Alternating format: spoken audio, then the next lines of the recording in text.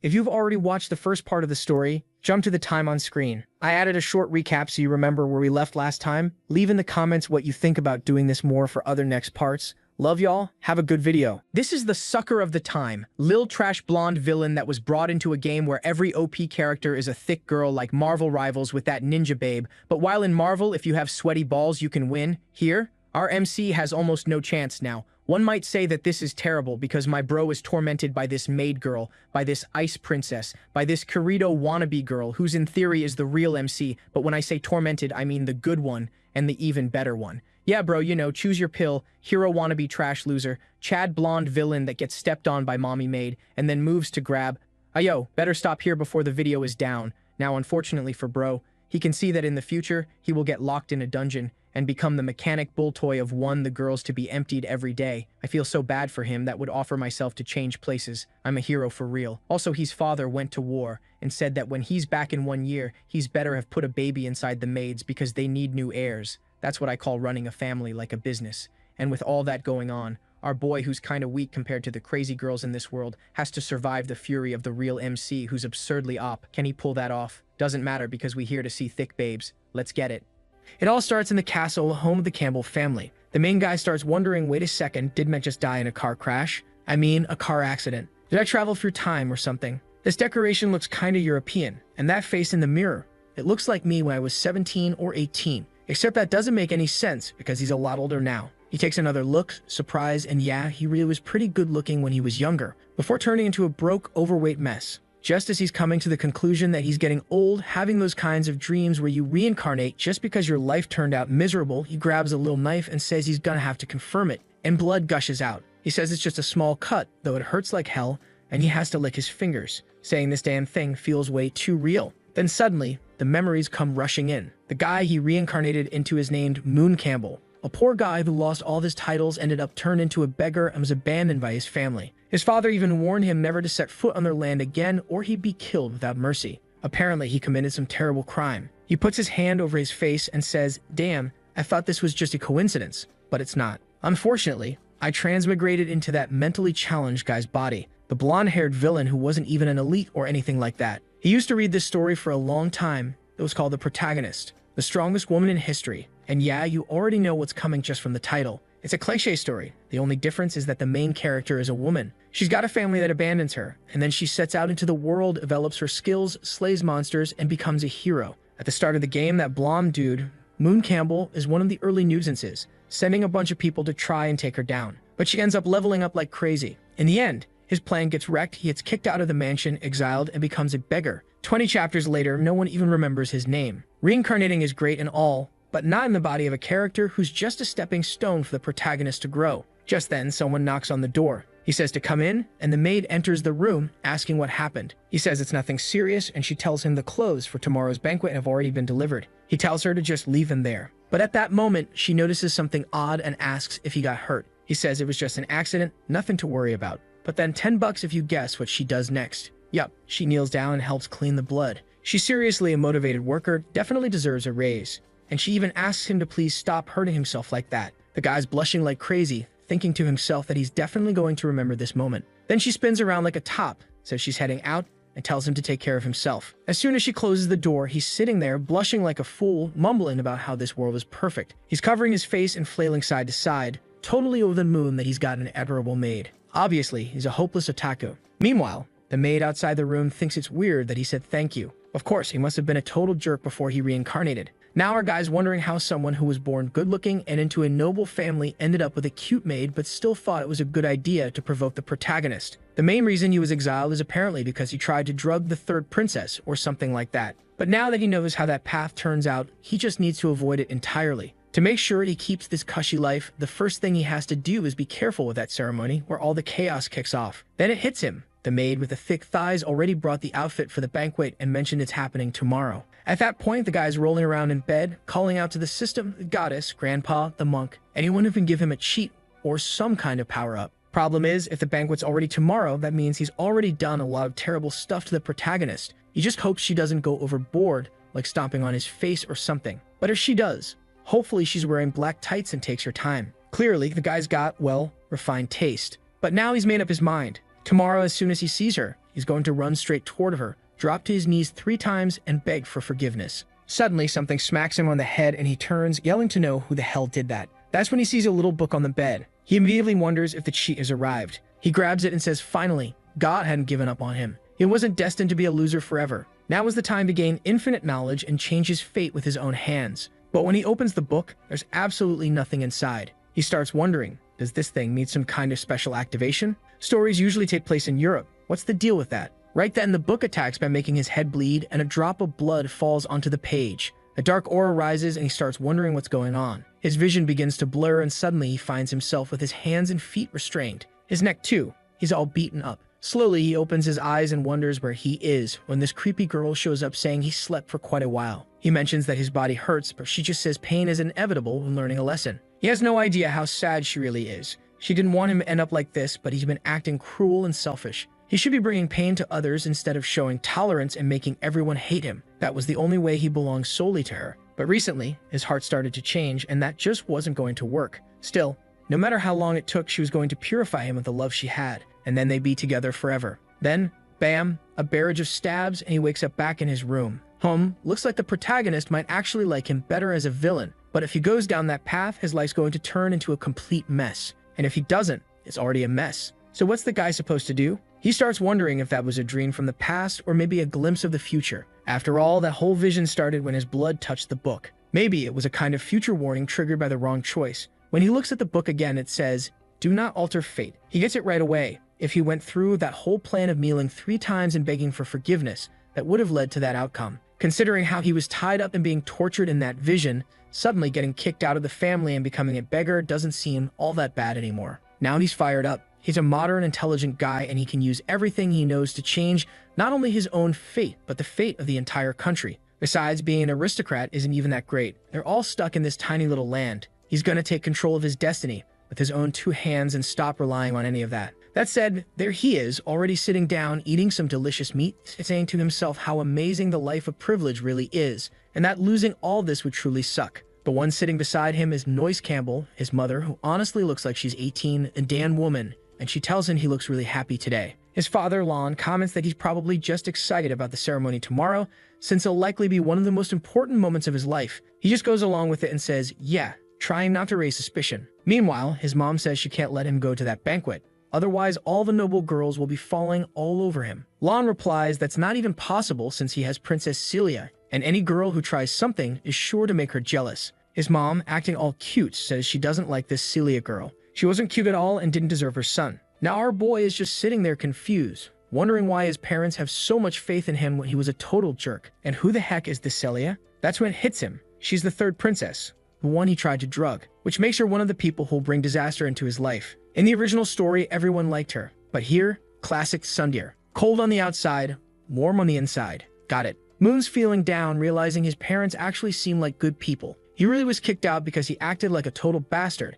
and his dad just didn't want to have a rotten son. But that only motivates him more to change his fate. Even if it's risky, he doesn't want to drag his whole family down with him. The real reason his family ends up ruined is that people believe his father ordered him to kill the princess as a form of betrayal. So what he probably needs to do is take the blame himself and make sure no one else gets involved. Problem is, the ceremony's already tomorrow, and there's no time left to be changing too much. What he finds strange is that if the event is so close, why doesn't he know anything about the drug that's supposed to be used? Is someone going to hand it to him? What's actually going to happen? While he's trying to figure all this out, a maid shows up and he accidentally bumps into her. She falls in a weird way, saying he spilled the madam's black tea. When he goes to ask if she's okay, of course she flinches, thinking she's about to get chewed out. She sees the tea spilled on him and immediately rushes to clean it. But the moment she notices the mess, she's already convinced her life is over. She's going to get fired and probably be eating dog food on the street by tomorrow. The protagonist realizes that his reputation really does precede him, so he tells her not to worry that he's not going to punish her. What's this? The guy's smooth with it too,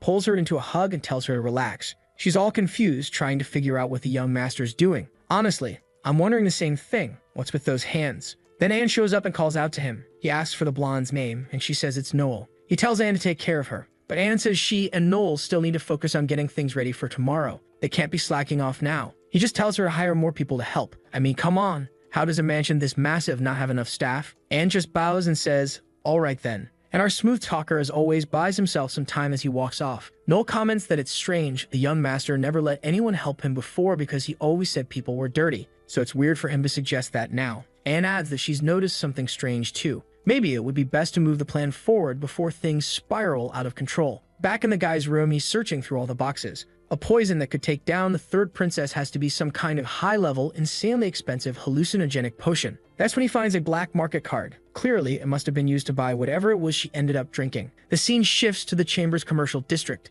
It's later at night, and the protagonist tells the others to wait there while he goes off to buy a few things. He moves through the area mostly unnoticed, trying to remember the route from the story. Eventually, he reaches a door and says, "Sewer rats." He shows his credential, and the guy welcomes him as a guest and tells him to come in. This is the Leopold Black Market. Potions, ingredients, magical creatures, even synthetic ones. And of course, a classic setup, slaves. One of the protagonist's allies was actually purchased from this place. That part's secondary though, because right now he's got bigger problems. He enters one of the rooms and is greeted by someone wearing a cat mask, who immediately asks what he's looking for. They've got every type of potion. He says he wants something that's colorless, odorless, works especially well on mages, and knocks them out for hours. He's probably going to buy it, use it, but won't actually do anything to the girl. Now I'm confused too. He's trying to follow the story, but I honestly don't know what he's planning anymore. The person in the cat mask says he must be looking to have a real fun time. If he wants, she can even recommend a few slaves. He says he's leaving, but she stops him, saying to wait. She'll get the potion. Moon says there's no way to tell if this is a man or a woman, and that's fair. Whoever drew this character sure made it tough. It's scary to even guess, so let's keep it neutral. The human being grabs a potion while our protagonist is thinking about how incredible that body is. Most likely, it's a stunning woman with a powerful figure running this whole underworld operation. At that moment, the door opens again and someone else walks in. Judging by the black tights, you already know what time it is. Does our boy have an eye for detail like that too? The person says they're there to buy an extremely strong drug that targets mages and leaves no trace behind. The seller is confused. This is a potion she rarely sells, and now suddenly everyone's asking for it. Moon's taken aback. He didn't think women had that kind of taste too. He feels bad for whoever's about to go through that whole ordeal, but there's nothing he can do to help. Then the woman tosses 2 vials onto the table and says that's the one everyone's been looking for. Even though the liquid inside was bright in color, mixing it with wine would make it totally unnoticeable. Just a few drops weren't enough to knock out an elephant for 2 to 3 hours. He's stunned by how strong it is. The masked girl says that if he doesn't believe it, he can try it himself. He'll just have to sleep on the floor for 3 hours and still pay full price. The only catch is the cost,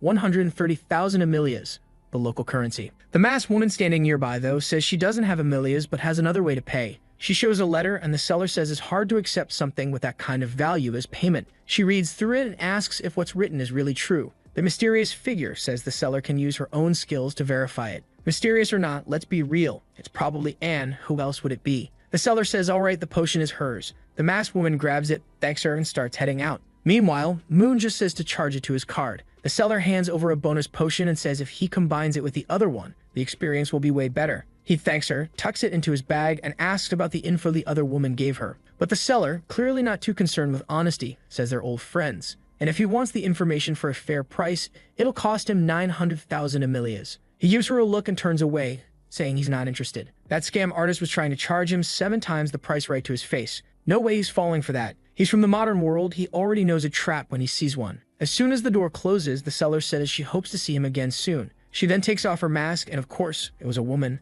Now she knows exactly what's about to go down at the mansion, and she's wondering who she's going to sell all that info to. Obviously, the most interesting move would be to sell it to both sides and stir up total chaos. Could she be the protagonist? She definitely has that kind of look. The next night, over at the Campbell Palace, it's full of clueless nobles wandering around, and there's our guy right in the middle of it. A mustachioed gentleman shows up with his 3rd daughter, saying it would be wonderful if she got to meet young Mr. Campbell. She glances at our boy and starts trembling, then dashes off, dress fluttering, yelling that her mother was calling her. Honestly, that reaction looked more like fear than anything else. The father apologizes, saying she's a bit scared, and Mood just says it's okay. That's when he starts noticing none of the girls seem happy to see him. Clearly, his reputation has taken its toll. Still, his father, Lon, places a hand on his shoulder and says he's impressed with how the boy's been behaving. He's really stepping up, and tonight, he'll stop being a boy and become the man of the Campbell family. Moon thanks him and says he'll do his best. Suddenly, someone at the entrance calls for silence. The 3rd in line to the throne of the Leopold Empire is about to arrive. Blessed with the purity of snow, known as the Ice Goddess,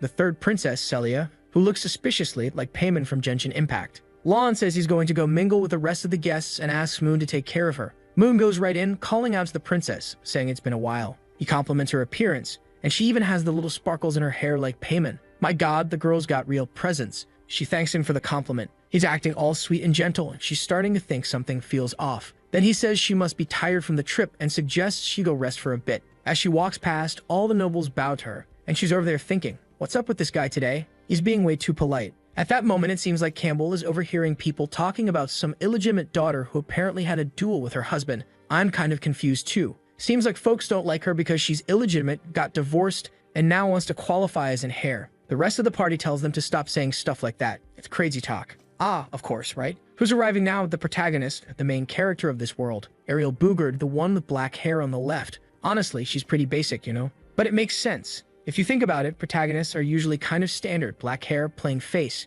And there she is, acting all normal, greeting Mr. Moon. He's all awkward and responds that he's doing great and welcomes her. But then, out of nowhere, this big guy steps in and asks how she can speak like that to the young master. She was being a bit casual, and our boy tells the guy to shut it, saying it's fine. She can talk however she wants. He's already been polite enough. At that point, she practically has a mini meltdown. She's wondering why this guy who used to treat her like some terrible illegitimate daughter now suddenly knows how to pronounce her name. Her friend is watching Ariel all confused until someone reaches out a hand and calls for Miss Leah. Another one startled, because Campbell knows her full name, Miss Leah Angel. He reaches out to take her hand, but Ariel slaps it away and tells him to knock it off with the scheming. She grabs him and tells him to listen. She's here because of his father, so he better not try anything shady. If he even thinks about doing something awful to her or Leah, she'll make sure he never walks out of there alive. With that, she walks away. I already like her. She's putting on the righteous hero act, but we both know she wants him to cause trouble. Moon's thinking that, just like he expected, dealing with the protagonist is going to be rough, but he says he doesn't really care.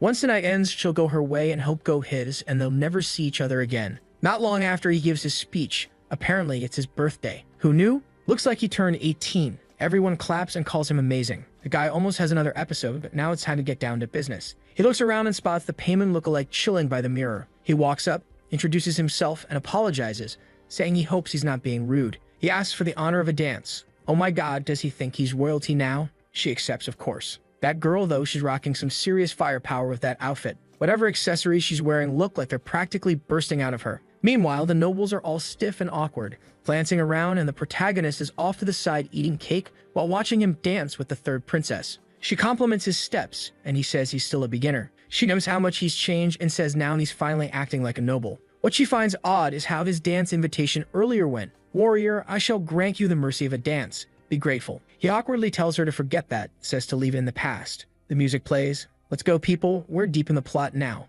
They're dancing, she's praising him, the usual stuff, and then, what's this? He slides in close behind Payman. Is he calling for backup, adventurer style? That's when she says they need to have a private conversation. She already knows this marriage is just political arranged because of their families. He replies that if she wants to cancel it, they can work together to make that happen. She pulls back slightly and says they'll talk more about that later. Then she asks, how about they head to his room right now? Man, he's caught off guard. But it's too late, she's already pulling him away. Off to the side, there are two mischievous maids watching everything unfold. They're whispering about how that girl went off with that mentally challenged master. You know what word they're thinking. They say they've got to act fast because that's Lionheart territory now. Back in the room, he offers her a drink. She politely declines, saying she can't have even a single drop. Now Moon's in real trouble because he has no idea how the original protagonist actually managed to win this girl over. On top of that, he still needs to give her the potion, but if she's not drinking anything, he has no clue how he's supposed to pull this off. He asks what she likes to drink, and she says coffee, but then she quickly changes and offers to have black tea instead. Turns out black tea or wine are the only options available in that place. She looks a bit puzzled, but he waves her off, saying he'll go fetch it. Meanwhile, she's sitting there, kind of confused. He seems so enthusiastic about making that tea. Obviously, he's back there slipping the potion in. Honestly, I thought it was the sleeping potion, but out of nowhere he says this one drop makes someone fall in love. On top of that, there's another vial he decides not to use. He's not so sure about its effects. Just then, she calls for him, which startles him, and he quickly turns around saying it's almost ready. But oh boy, in that quick spin, some of the potion spills all over the place. And the other vial. Turns out it was an aphrodisiac. He's relieved that none of the potions leave behind a magical trace. That is, until he looks down and realizes a good chunk of the potion hit the floor. His original plan was to sell a little of it to make some cash. But now, that's out the window. As he brings the tea over, we see someone peeking through the window. Payman, well, the third princess, comments that the Campbell family's black tea is strangely red and shiny. He says it's an extremely rare herb from the East, a real delicacy. She goes along with it and tells him to drink it first. Our boy goes, "What, Payman? Don't trust me?" Moon Campbell, the honest young noble, but she just replies that those who serve should always taste the drink first. That's basic noble etiquette. When he lifts the cup to take a sip, though, she snatches it right out of his hand and says his looks better. They should switch. Oh, one little sip later and she's already looking woozy. I thought it was going to be aphrodisiac, but nope. She wobbles, drops the cup, and passes out right onto the sofa. Moon's thinking it was a smart move to make sure both cups were dosed. According to the original story, the protagonist is supposed to burst into the room and try to kill him any second now. He needs to look suspicious, so he lowers her skirt a bit, unbuttons part of her outfit, takes his shirt off, and says it looks perfect. Anyone walking in would assume exactly what he wants them to. Looks like he's really aiming to be condemned this time. The only problem is, nothing happens. Time passes. Half an hour goes by and still no one shows up. That's strange because in the original story, she storms in to deal with the situation immediately. So what changed? In the story, the protagonist is walking through the halls, someone bumps into her, spills something on her dress, and that's how she ends up walking in on this mess. That's when he remembers. Maybe the one who spilled the tea was Noel. But earlier, he told Anne to let Noel rest, which must have thrown the entire chain of events off. Oh, look who's opening her eyes while he's still locked into his master plan. The girl's getting up. Turns out, the aphrodisiac must have landed in the cup she snatched from him. Now he's standing there, confused, wondering why the room suddenly feels cold. Then, bam, a hand grabs his face, a blast of freezing magic slams him to the floor. He begs Payman to calm down, saying he can explain. But she shuts that down, saying there's no need for explanations, let's just say that. That's when he realizes something's not right with this girl. He says he's going to get a doctor. Too late, his wrists are already pinned. She murmurs that her body feels cold and his feels warm. He begs her to calm down, but nope, she dives in with a kiss. The guy's praying that Ariel shows up to save him because if not, this little act is about to become all too real. Speaking of the tough one, there she is, walking through the halls, annoyed that her dress is stained. Then she hears some strange sounds. That's when Anne shows up and tells her this area is restricted. Ariel finds it odd, and Anne quickly offers to clean her dress, since that's the issue. She casts a spell, the outfit looks spotless, and Ariel's pretty impressed that even the maids around here know magic. That's when one of the maids casually mentions something about a pachichi cake, saying it'll be served at the party, and right away the protagonist lights up with joy, thanking her all cheerfully. Anne gives a little smile, but then turns around with that classic evil look on her face. Of course, Ariel's not that dumb. Or wait, maybe she is. She senses something off, like the smell of blood in the air, but then brushes it off, saying she's in the Duke's mansion and isn't getting involved. Besides, she's confident that Payman can handle that spoiled brat on her own. Nothing beats cake, so she's not worried about any of it. Nearby, those same shady maids are wondering if Ariel was the target. The one with gray hair says no. She was the target of a guy named Number 9, but she managed to kill him, even though it was a higher rank. The darker-haired maid tells her to hurry up, warning that if Campbell shows up, the mission could fail. But her partner says not to worry. She already checked the situation, and the action was in full swing. Meanwhile, our boy is a total wreck, scratched up, exhausted. What the hell happened? Wait, nothing actually happened.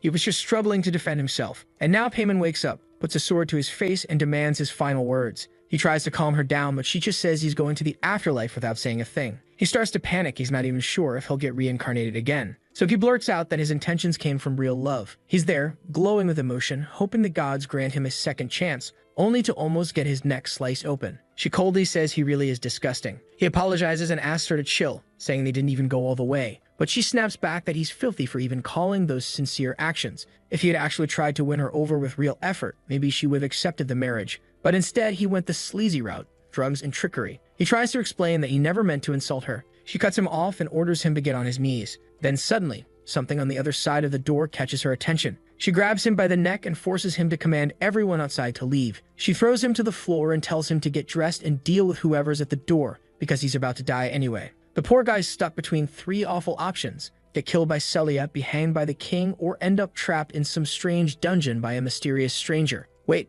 was that the protagonist? No, it looked like some other lunatic. Meanwhile, the other girl is casually putting on her tights, saying he'll be dead any minute now. Moon opens the door to see who it is and jumps. It's that same maid, saying they spent some time together and she brought food. He tells her to set it down and thanks her. But then he realizes he's never seen her before. So who is she? She says she was hired to help with the banquet, which she finds strange considering no maids or new staff were supposed to be brought in. She agrees and then suddenly dashes forward, knocking him down. In that moment, he realizes her real target is Payman. She leaps in with two knives. Boom, an explosion, and when he looks up, at least the Ice Queen managed to defend herself. Payman demands to know if her idiot brother sent this assassin. The maid replies that unfortunately the details are confidential. In another room, we see golden orbs floating and whispering that the princess will be killed tonight at the Campbell estate, and that'll be the end of someone. Not sure who this white-haired girl is, but she seems to know what's going on. Back in the room after that explosion, the maid backs off, admitting that Payman's magic is way more dense than expected. But her expression changes when she hears the incantation, because now Payman's charging in with an ice spear and almost skewers her through the skull.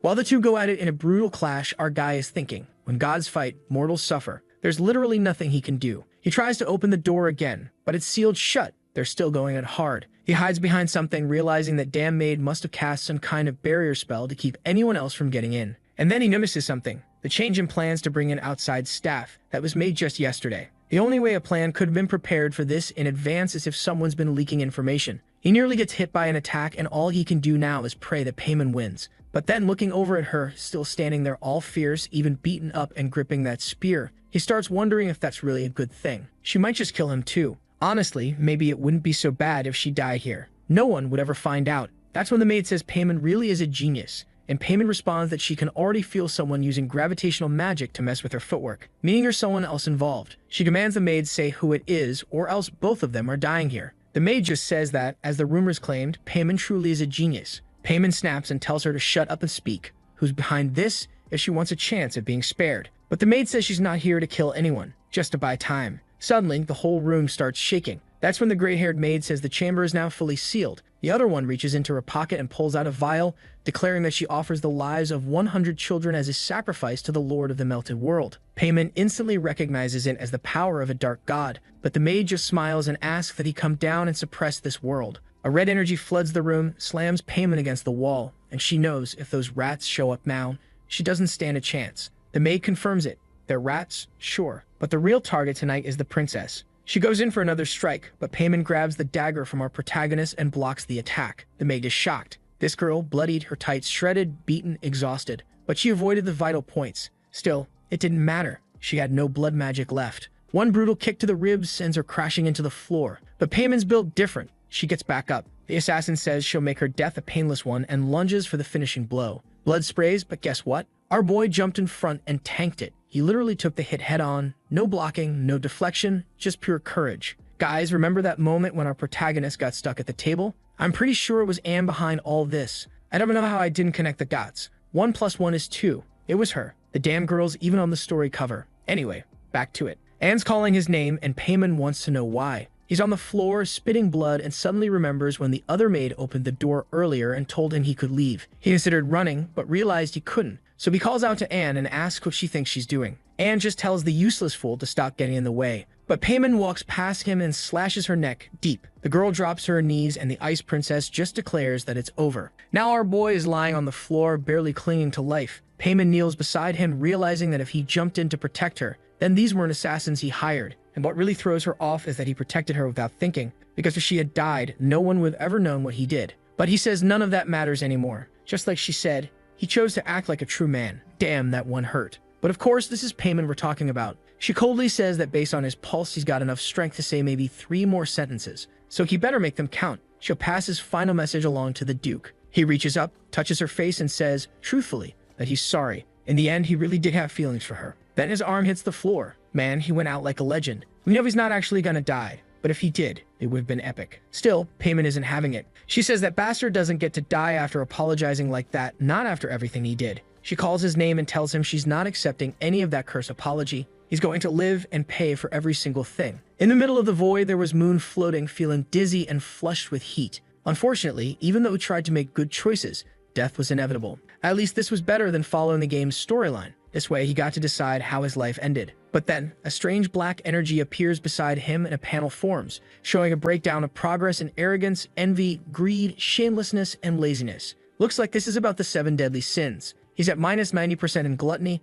99% in envy, and 50% in arrogance. A few pages in the book flip over and the thing tells him to keep trying for now. He asks why the damn book didn't show up before he died. Then he hears a meow coming from it, and the scene shifts to the sewers. Ashes drift through the underground and someone is murmuring that Campbell wasn't the real target. But suddenly, a voice asks what she thinks she did to his son. Oh boy, the father shows up, radiating pure Lionheart aura. The assassin instantly starts shaking, and the dad calmly says he wasn't expecting visitors in his house. She wasn't invited, so what was she doing there? And she better speak now. What did she do to his son? Man, the guy is usually nice, but right now, he's a beast. Thinking back, our protagonist must have been happy he managed to at least grind some aura Sung Jinwoo style before dying. Or maybe not. because now we're back in the bedroom and Anne is sitting right next to him. That same Anne who we now know is dangerous. He wakes up and she's right there, asking if the young master is feeling any better. She asks if he needs a doctor, and as he tries to get up, saying he wants to go to the bathroom, the pain in his chest hits hard and he falls right into the soft sheets. He apologizes, saying his legs feel strangely weak, but now he needs to be careful. He can afford to be kind with her. She's absolutely not to be trusted. She tells him that his fiancée asked her to take care of him, so he should know she'll be staying close for the time being. Then she says she's going to help him bathe and immediately starts going for his clothes. He quickly asks her to calm down, saying that just now he started feeling better. She says fine, she'll let him be independent, but still picks him up and takes him to the bathroom. He tells her to get out, that he has stuff to take care of, and a little later we're back in the room. Soon after, she tells him he slept for 3 whole days, and it was Princess Payment herself who asked her to look after him. He barely survived, lost a huge amount of blood, and went without oxygen for too long. He got lucky that Payment managed to use some magic to keep him alive. Hearing this, he realizes she probably didn't say anything about the potion incident, but then Anne says the princess did mention something important. What she actually reveals, though, is that they uncovered the whole assassination plot. His father captured one of the attackers and tortured the truth out of them. The problem now is they still have to kind of apologize to the king. His daughter was put in danger inside their estate, but the weirdest thing is that he didn't receive any punishment at all.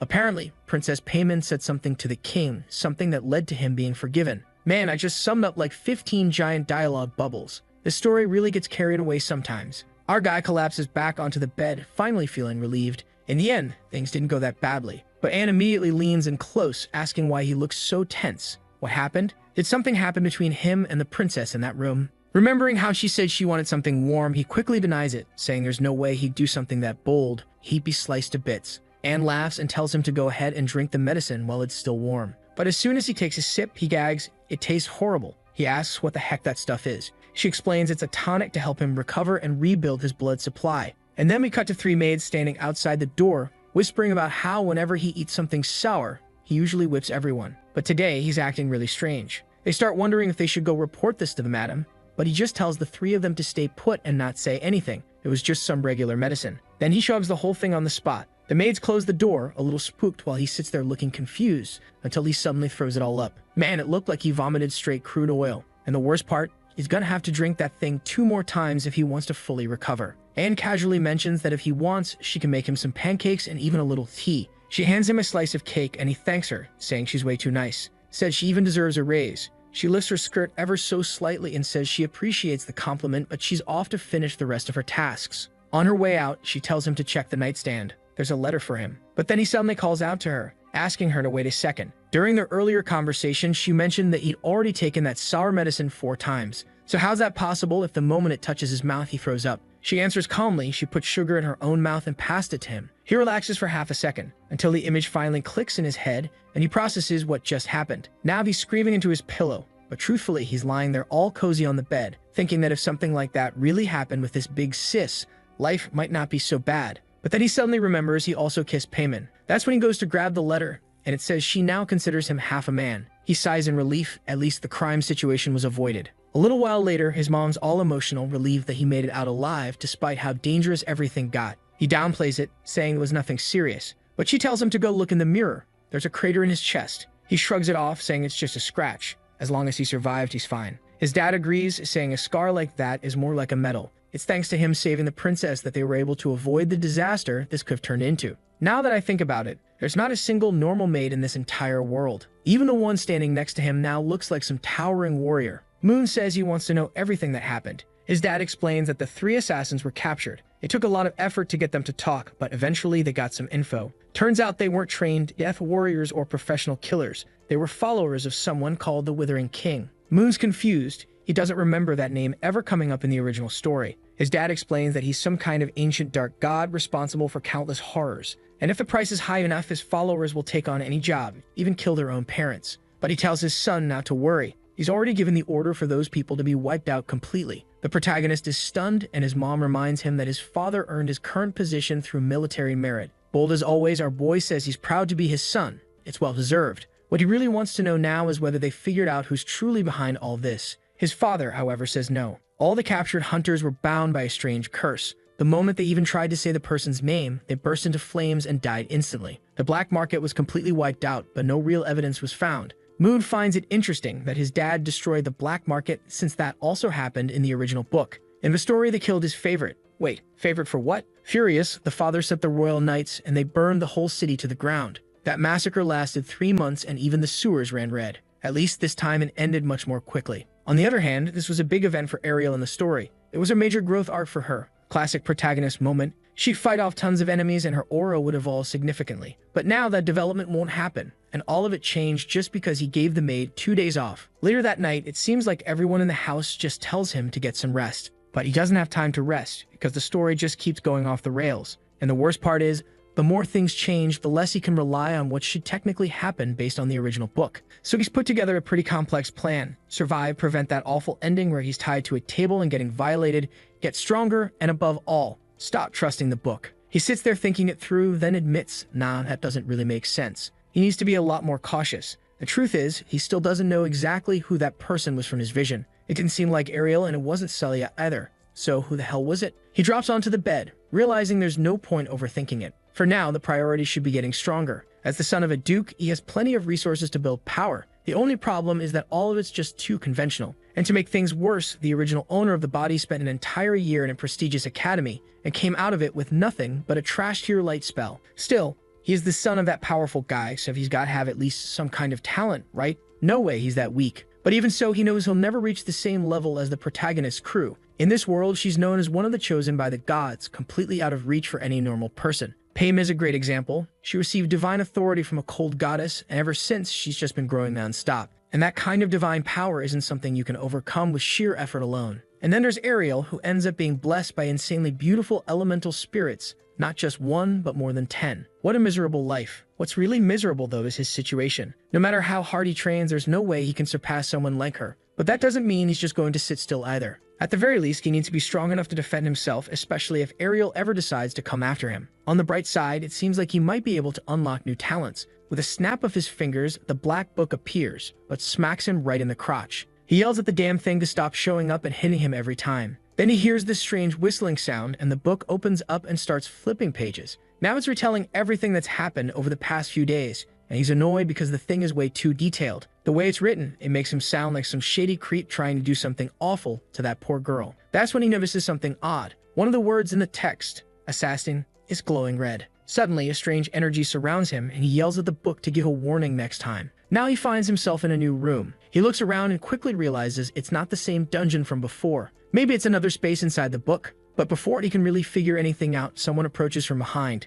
He turns around, and it's her again. That same girl who already once hit him in the neck. Boom, no time to react. Lights out. He wakes up in bed again. The poor guy didn't even get a second to understand what just happened, dropped in one hit. The book stirs again, and when he looks, it shows that his dagger combat skill is now at 1% and his shadow step is at 0.5%. Finally, he's discovered the actual combat abilities he has in this messed up world, and he's fired up, saying he's sure this hack of his is going to be seriously overpowered. Later that night, he's lying in bed, mumbling about how he barely survived. He lasted, apparently, just 3 seconds in there. He decides to check if his proficiency went up, and yeah, he gained 1% in both. Now he understands his skills really are broken. Any ability, maybe from enemies he defeats, gets recorded in the book and he can learn it. Or maybe it's just skills he sees. Not sure. If it were based on sight, he should have already picked up that ice ability from the girl. But maybe not, since that one came from a goddess. What he does know is that he's thinking of some massive skill right now, and it's a strong one. He's all excited, muttering that it's only a matter of time before that power,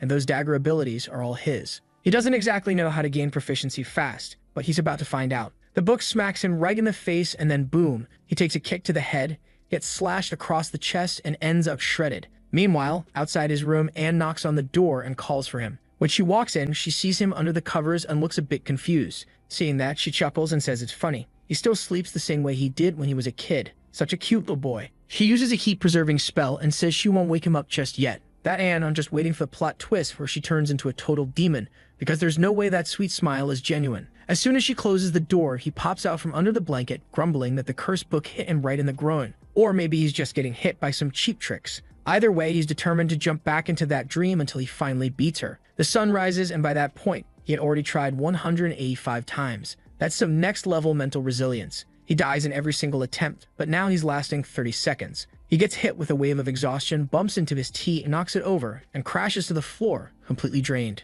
But finally, he had found a way to get stronger. The only problem? The pain of dying in that illusion feels very real. He thought he could game the system, At the moment he died, he could just re-enter and ignore the fear. But nope, that was impossible. And now, after a full night of effort, it's time to see the results of all that grinding. His dagger technique had reached level 2, and Shadow Step was at 11%. Sure, that was still nowhere near assassin level, but just knowing he could evolve like this was already a huge deal. He's excited to test it out, so he activates Shadow Step and dashes across the room. The guy's practically leaving smoke trails, completely hyped, until he suddenly winces in pain. Turns out his foot got scorched. Now he's wondering how that assassin girl who attacked Payman managed to use this without flinching. And then it hits him, of course. These techniques are way too advanced for someone like him, just a tier 1 fighter. Back at the academy, he learned that to handle techniques like these, you need to channel ki throughout your body to reinforce it and reduce the recoil. But that's something only level 2 warriors can do. So the plan for now is to find a proper teacher, preferably a hot one, of course. He's already daydreaming about Saint Maria from the academy. The only issue is that while he knows tons of powerful mages, he doesn't know that many strong warriors.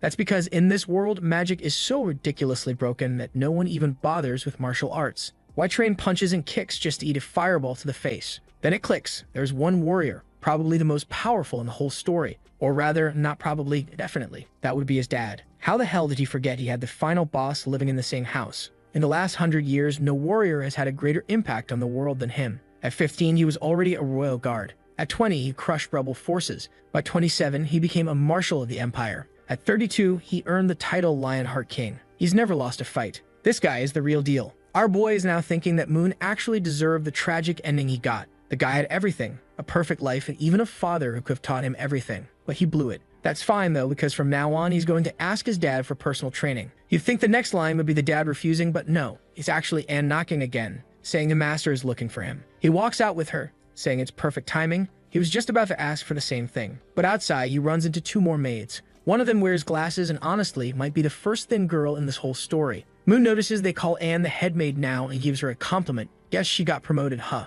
She explains that the other one, the previous head maid, resigned right after he woke up, so she ended up taking the position. He feels like maybe she got kicked out because of him, which is a little confusing. But she tells him not to worry, that even though she won't be the head maid anymore, she's still part of the household. And that's when his mother gives him this very peculiar hug. Alright, illustrator, let's maybe tone it down a bit, yeah. She's hugging him and saying she wants him to call her mommy 1,000 times. Then she presses his head to her stomach and tells him to listen. Turns out, yep, she's pregnant, which means he's going to have a little sibling. Right then, the father walks in, telling her to take it easy. The boy just got out of bed after recovering, so maybe don't get too excited. A bit later, Moon's surprised to find out his dad is heading back to the front lines. Also, can we talk about the maid standing next to his father? She's massive. Clearly, the Duke himself was in charge of hiring all these women, and we can already tell what kind of taste this guy has. Refined, I'd say. He says that this afternoon he's returning to the front and will be gone for at least a month. During that time, Moon needs to stay in the capital. He turns to Miss Faye and says he's counting on her to look after everyone. Moon, however, tells him he shouldn't go.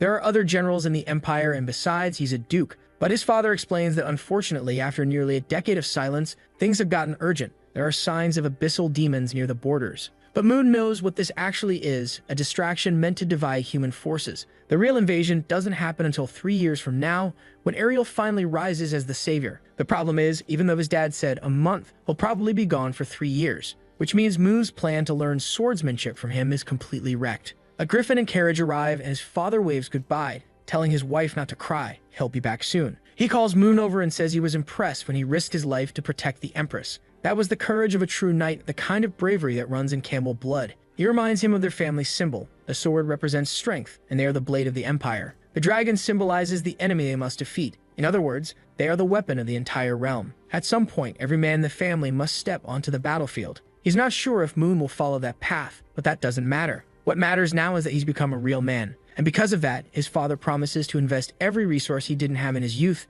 so Moon can become even stronger. Moon just stands there, silent for a moment, and then his father says it's time to talk about something serious. He wants to know what Moon really thinks about Anne. Caught off guard, Moon says she's nice, but why bring that up? His father explains that he's watched that girl grow up. She comes from a good family, she's smart, and most importantly, she sees him as more than just her master. If Moon doesn't want to lose her, he better do something about it soon. Now Moon's standing there totally thrown off. What is his father even talking about? The Duke decides to be blunt. The family needs more heirs. His wife's only just now having their second child, and with him going back to the front lines, there won't be time to make more. Moon nervously mentions that he's technically engaged to Payman. His father brushes it off, saying that's just political. Even if they do get married in the end, she'll be the main wife and Anne can be the secondary. Then his dad's face turns serious. He delivers the final verdict. In 3 years, when he returns, Moon better have a child. That's it. That's the plan. What kind of ruthless dad throws Anne at him like that? I wouldn't want to be in that situation, honestly. That's a hard pass for me.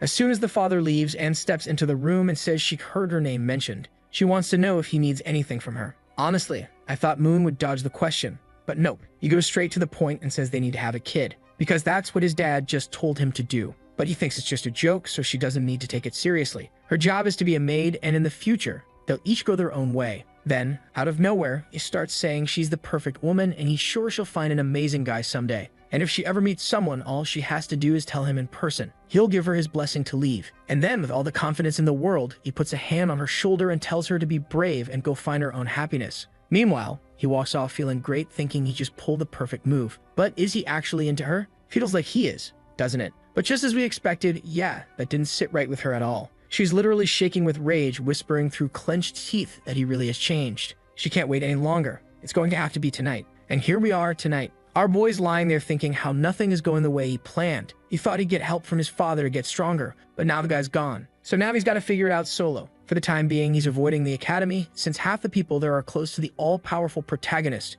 and that would only make his situation worse. He needs to master the basics first. Only after that can he head out into the world. He closes another book, grabs the dark book, and when he opens it, it's got a record of everything he read in the others. Actually, he only needs to see the cover and flip a few pages to learn the content. This little book is perfect for leveling up fast. Too bad that right at that moment, Anne walks in, acting all innocent. Watch her reading. He brushes her off and asks if she brought him something to eat. She says yes. He tells her to go easy on him, but she just responds that this is part of her duties. She brought vintage wine. Only 100 bottles are produced per year, and it costs over 200,000 coins. But he says he's not in the mood. He's still studying, doesn't want to get distracted. But the bottle's already cracking in her grip, and she asks him what he would like to drink. He says coffee to help him stay awake and focused, but she replies that they only have wine or black tea. Strange. That sounds oddly familiar. He pauses, thinking, wait, this feels familiar. She hands over the cup, apologizing, saying the coffee beans were eaten by rats, so she'll bring fresh ones tomorrow. Oh my god. This idiot doesn't even look at the cup. He drinks it, gets hit with a shock, the cup crashes to the floor, and his vision goes blurry. He starts collapsing,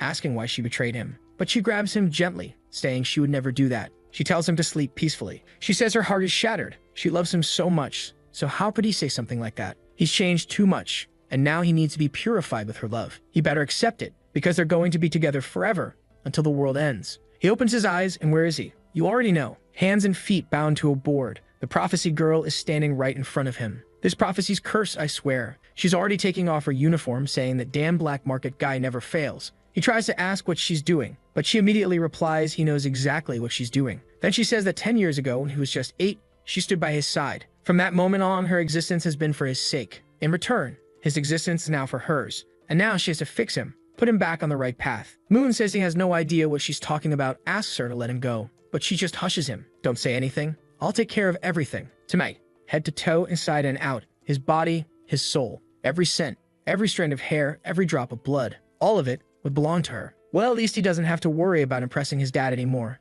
She's definitely taking care of that. Honestly, I was expecting some kind of twist, someone barging in, stopping the scene. But nope. Our boy wakes up the next morning, eyes all tired, looking absolutely drained. It happens so many times. Head lose consciousness, wake up in the middle of it, then pass out again and wake up once more. He just couldn't believe it. The same person who originally turned Moon into a worthless mess, and the same one who chained him up like this, was that damn Anne. He says she took him out in a single hit, and even though he was mentally prepared, it still hurt like hell. He begged her to stop with this madness, to let him out of those cuffs and give him a chance to escape. But she said not a chance. Compared to all the years she spent waiting, this pain was nothing. Dear God, all right, author, watch yourself. You're really skating the edge here. I don't even know how to comment on this madness. Still, our guy's pretending he's in agony, but in truth, he admits the sensation was amazing. Even so, he knows she's going to kill him if this keeps up. He needs to escape, fast. But man, he's locked in with steel cuffs bolted straight into the wall. And that Limitic, she just asks what he thinks he's doing. He says his wrists were hurting and he just wanted to stretch them a little.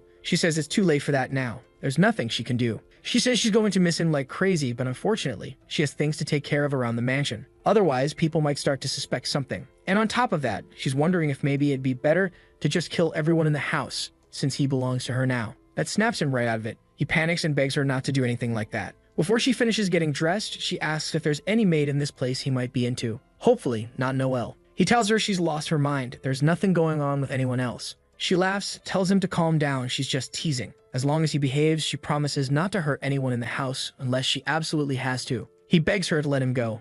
There's no way she seriously plans to keep him locked in here forever. Suddenly, the magical cuffs click open with a snap of her fingers. She just tells him not to try anything stupid. The core of this room is a sealed space, reinforced with steel from some tower no one's ever heard of. Translation? It's basically impossible to get out. He asks if no one will find it suspicious, but she says not to worry. She told everyone that after hearing his father's speech about becoming strong, Mu decided to return to the academy. So no one's going to question his disappearance for a while, and she assures him he doesn't need to worry about a thing. She'll bring him 3 meals a day like she always has. Obviously, you should trust her. She's been doing this for years. And then, wham, she lands a clean hit. The guy's writhing in pain. Honestly, this maid is way past the line now. It's hard to tell if someone out there would willingly agree to this level of insanity. She waves goodbye, he yells for her, but the door slams shut. He never could have guessed that out of everyone mentioned in the prophecy, it would be her. And every time he talks trash about the situation, the next thing he says is always how good it felt. That much, he can't deny. The problem is, he knows that if this keeps up, he's not going to survive. Even though she mentions some kind of magical sealant, he decides to try the door. He grabs the handle and pulls with all his strength, but immediately drops to the floor in agony. The entire room is made from pure steel, magically enhanced. There's no way out. Finally, the book shows up without slapping him in the face this time. Mu tells it straight. He's got no chance. This woman has as much power and potential as Payment herself. Even if he started training now, there's no way he'd get strong enough before dying. But the book just stays open. And he figures, all right, he's got nothing better to do. May as well train instead of moping around. But then wait a second. As he opens the book, he realizes the one he read last night had the equation to get through this exact situation. Next chapter, he's already knocked out 199 200 push-ups. At least his body's still holding up after the brutal night. First it was Payment. Now it's Anne. What the hell is happening to this guy? He's not mad about the pain. What really gets to him is that he can't do anything. He's always the one being overpowered. But next time, he swears he's going to be the one who takes her down. That thought barely finishes forming before she shows up, smiling and saying the day's work is over. So Moon, talk is easy, now let's see you act. And here she is, already saying she feels like a wife coming home after a long day. So cute, she says, like this is all perfectly normal. She's brought him dinner and even prepped a bath at the perfect temperature. Good grief, how am I even supposed to describe this?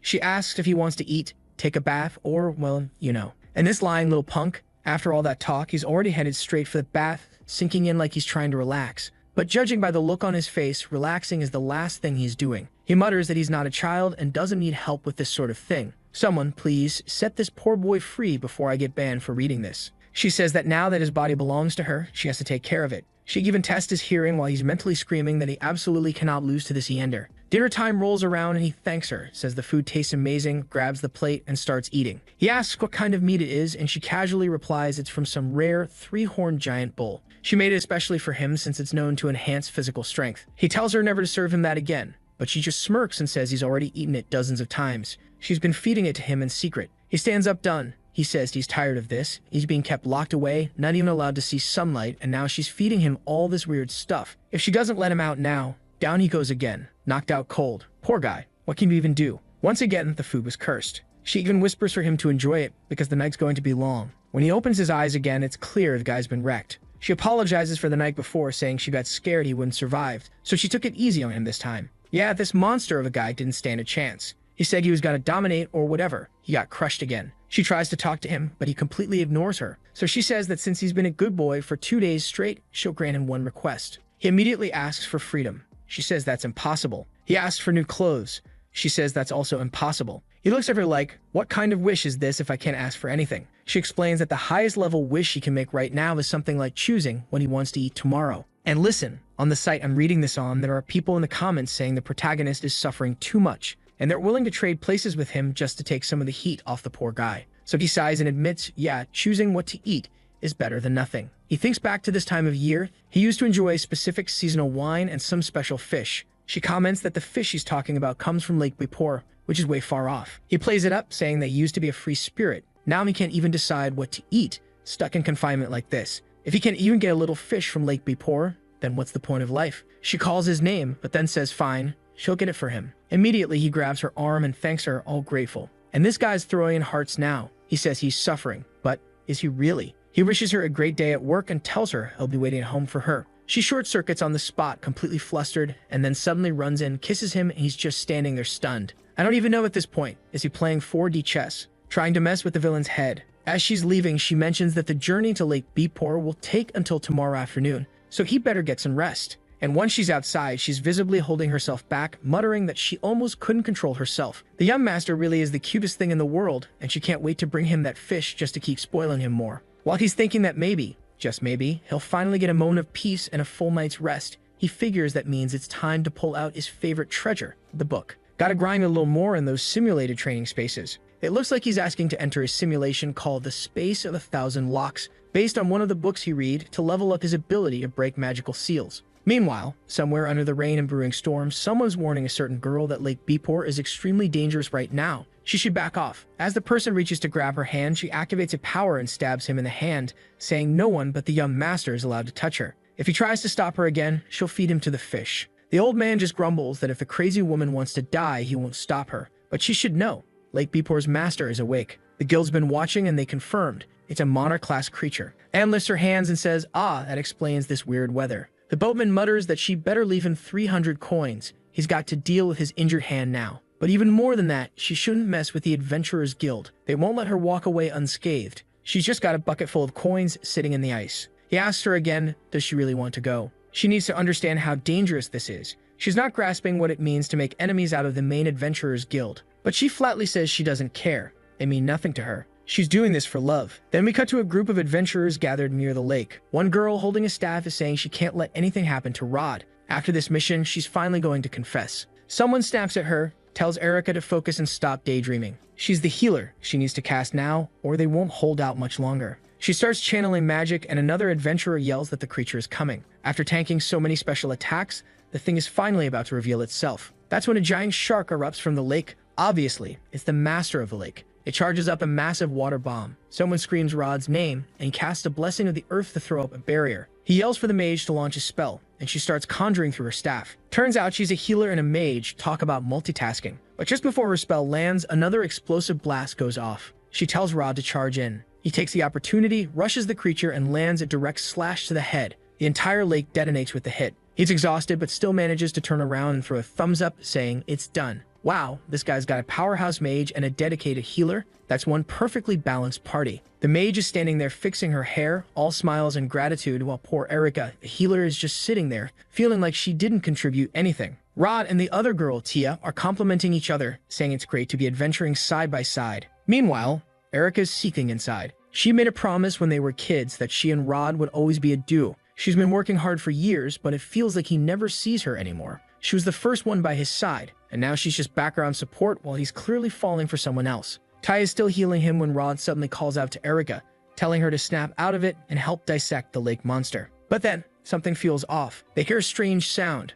The surface of the water grows murky again, and then, boom, water blasts upward into the sky. Everyone ducks immediately. Another lake beast is rising. This one's different. This one's the real deal. Tia quickly starts casting a third-tier spell, this one huge, but it doesn't do a thing. The magic slams into the creature's neck, and nothing. The beast counters with a thunderstorm attack from its horn, lightning tears through the sky. Erica grabs Rod and pulls him out of the way, yelling for him to be careful. But he tells her to move. This monster is way beyond what they're capable of dealing with. She asks what he's going to do, and he says, "I'm going to protect Tia. I brought her into this party, it's my responsibility." Even if it meant dying, he was ready to die by her side. Yet, Erica definitely would have preferred not to hear that. Rod charges forward while, from a distance, someone's silently watching the whole mess unfold. Of course, it's Anne, curious to witness the power of a monarch-level beast firsthand. If dragons had this kind of strength, she figured she'd finally be able to get that specific part to feed the young master. But why is she always trying to feed him monster meat anyway? Once again, the boss readies another lightning strike. Rod knows it. This is the end for them. But just then, Anne casts a binding spell. A bolt of lightning crashes from the sky and slams into the creature. When Rod looks again, the beast is falling back into the lake.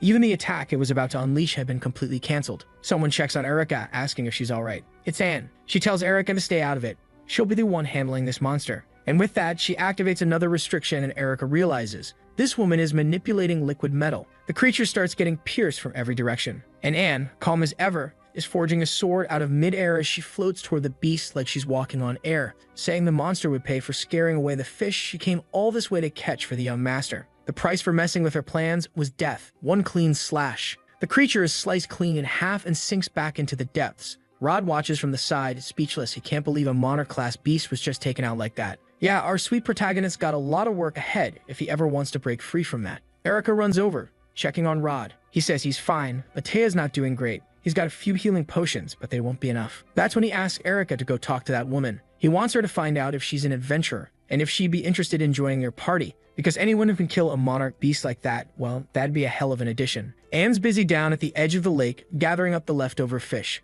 The only problem? She forgot to ask the young master which ones he actually likes. Just then, Erica walks up and tells her that the two she's holding aren't edible. One smells awful when cooked, and the other's highly toxic. She should go for the other two near the front. They're the famous edible ones from Lake Baypor. Anne, curious, asks how she knows that. Erica explains she used to live nearby. A lot of nobles like those fish, so she'd catch and sell them. Within 15 minutes of watching Anne prep, she already knew how to handle it and make it perfect. That's when Erica asks, "Did you come all this way to get this fish for someone you love?" Anne just answers calmly, "Yes. The person she loves wanted fish, so she came." Erica replies, "To have someone you love that much and to have them receive that love from you, they must be really lucky." Anne pauses, reflecting on how her love is received, which right now involves the guy unconscious in a dark room, and says, "Yes, he's very lucky. I'm sure we understand the depth of my love." She turns to leave, but Erica calls out to her, asking her to wait. She says it's about love. She has a problem, and she wants the opinion of a mature woman like her. Anne sets the fish down and replies that love is the kind of problem where the solution isn't always clear. But since Erica helped her figure out the fish situation, she'll try to return the favor with some advice. Erica starts with the classic line, "So, my friend, she's like someone for a really long time." But she doesn't know if this person feels the same. Her friend's kinda shy, a bit naive, and now there's another woman in the picture. And ever since, he's been treating that new girl better. So now she's thinking of giving up. Anne listens carefully, then asks how much this friend loves that guy. Erica immediately replies, "It's not me, it's my friend." But Anne cuts the act. "Enough with that. Just say it."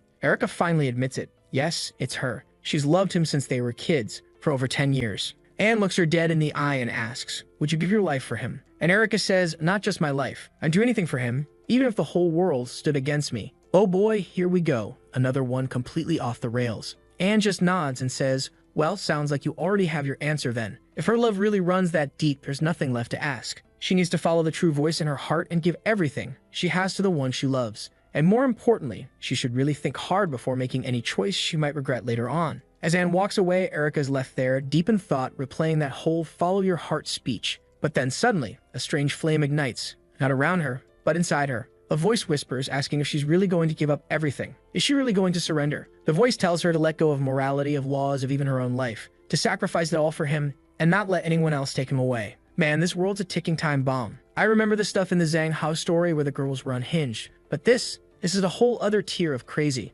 Now she's trembling, muttering that she's going to lose it if someone else ends up with Rod. The voice replies, "Finally, you understand. You need to embrace your deepest desires and claim him. But there's a catch. Rod's strong. So if she wants to make sure he truly belongs to her, she'll have to break his arms, slap a collar on him, and reduce him to nothing more than a pet. Yup. The demons in this world, there's something else." Meanwhile, Rod's sitting by Tia, practically saying a prayer over her. He turns to Erica and asks if she's okay and what happened with that other woman. She says she's fine. The lady didn't do anything. She just took a little while because she ran out of mana. The only issue is that she's a maid from a noble family, so she won't be able to join their party. Rod says that's fine. What can you do? He just wanted to thank her in person. Tia agrees. If it weren't for that woman, they'd all be dead. But then Tia adds that she noticed something strange, a weird mark on Erica's chest. Erica quickly covers it up and brushes it off, saying it's nothing, probably just from the impact earlier or some kind of magical backlash. She'll get it checked out later. Rod picks Tia up in his arms and says she's right. They need to find somewhere to rest.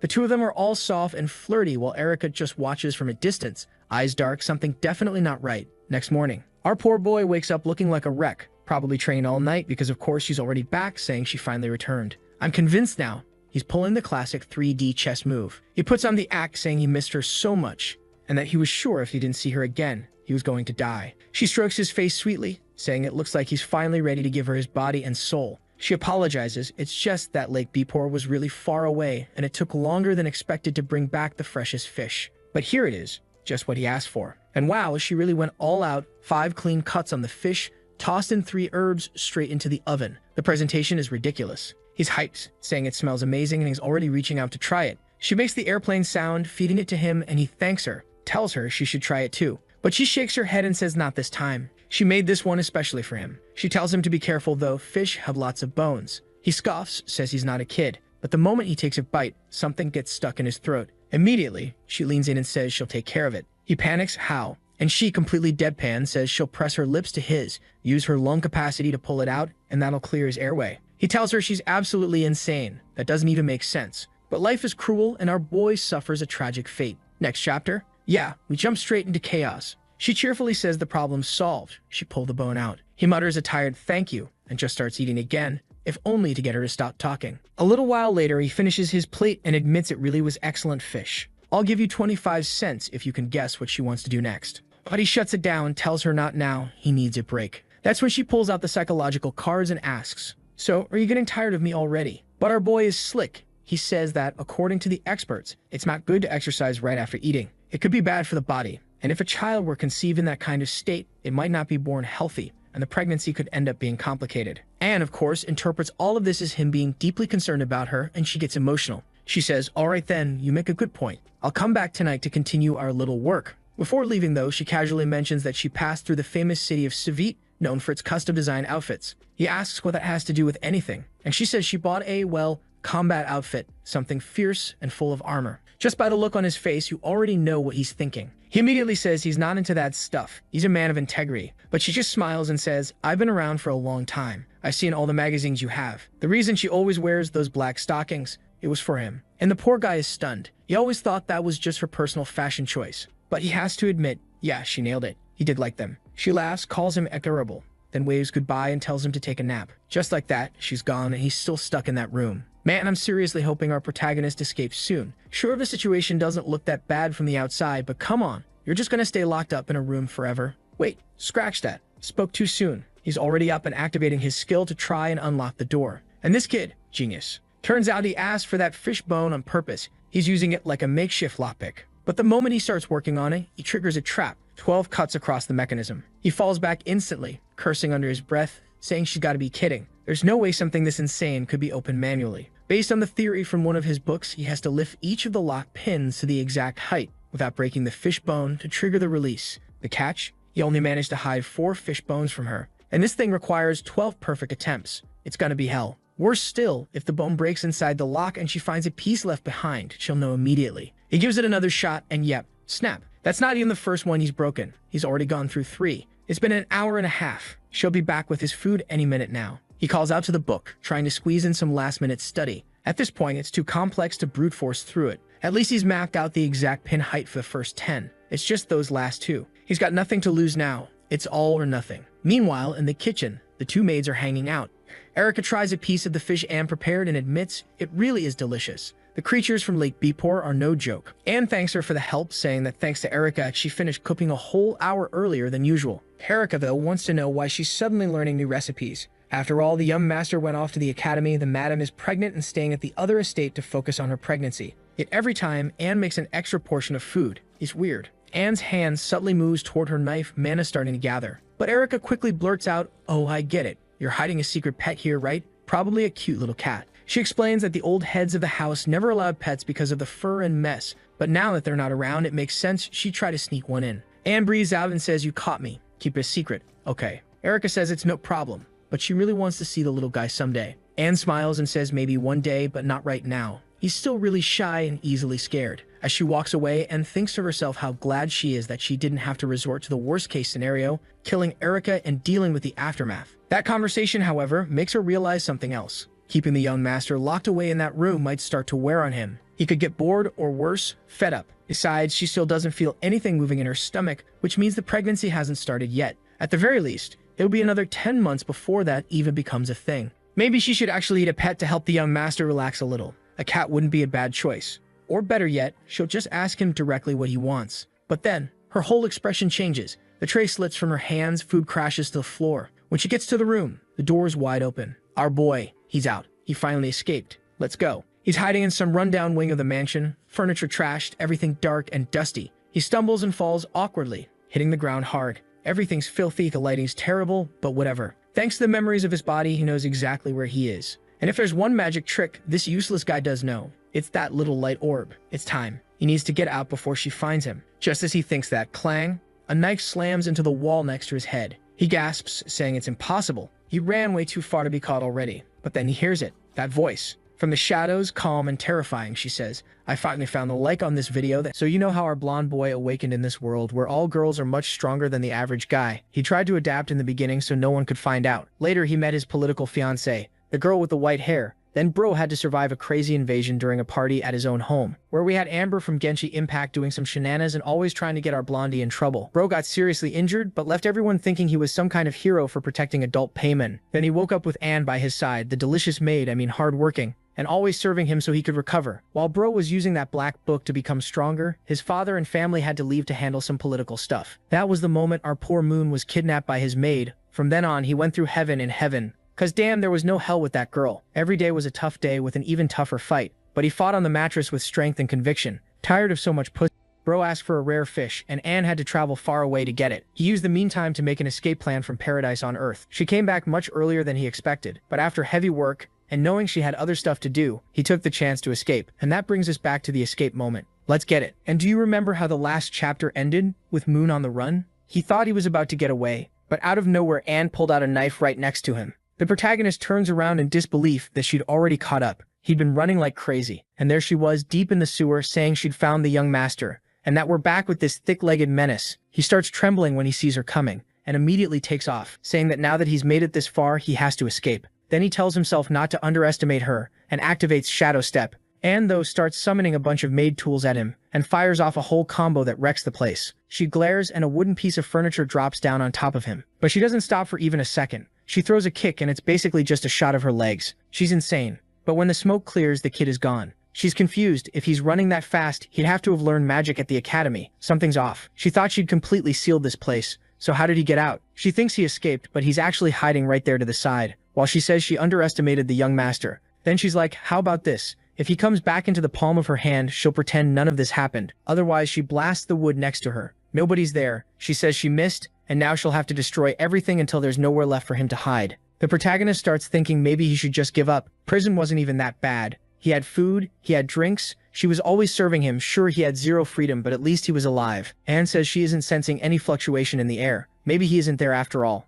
She runs off and 10 minutes pass. He's sweating cold. He hasn't seen her in a while, so maybe it's time to bolt. He reaches for the doorknob, but then he jumps. She found him and she's staring right at him. Wait, no, she's somewhere else, destroying another crate, saying she really was wrong. The young master escaped, which is a shame. Now she has to focus on finding him as fast as possible. It'll be a huge problem if Noelle and the others find out what happened. He's almost passing out when suddenly a book smacks him in the head. He panics thinking it's her, but then relaxes. He's just way too on edge. He grabs the book, she's gone, and he takes off at full speed. He gets to the door, shoves the furniture out of the way, and finally he's outside. He celebrates. He escaped the prison that a lot of people would have wanted to be in. But he immediately covers his mouth, telling himself it's better to stay quiet for now, and he runs. Considering he escaped by luck, there's a big chance that if he gets caught again, the prophecy will come true. 2 days later on the Berlin plains, the protagonist is lying on the ground. After running non-stop all this time, he's finally close to the capital. Feeling the sun on his skin and the breeze, he decides to rest a bit. But then he gets up again, saying it's not time to let his guard down. He's only one city away.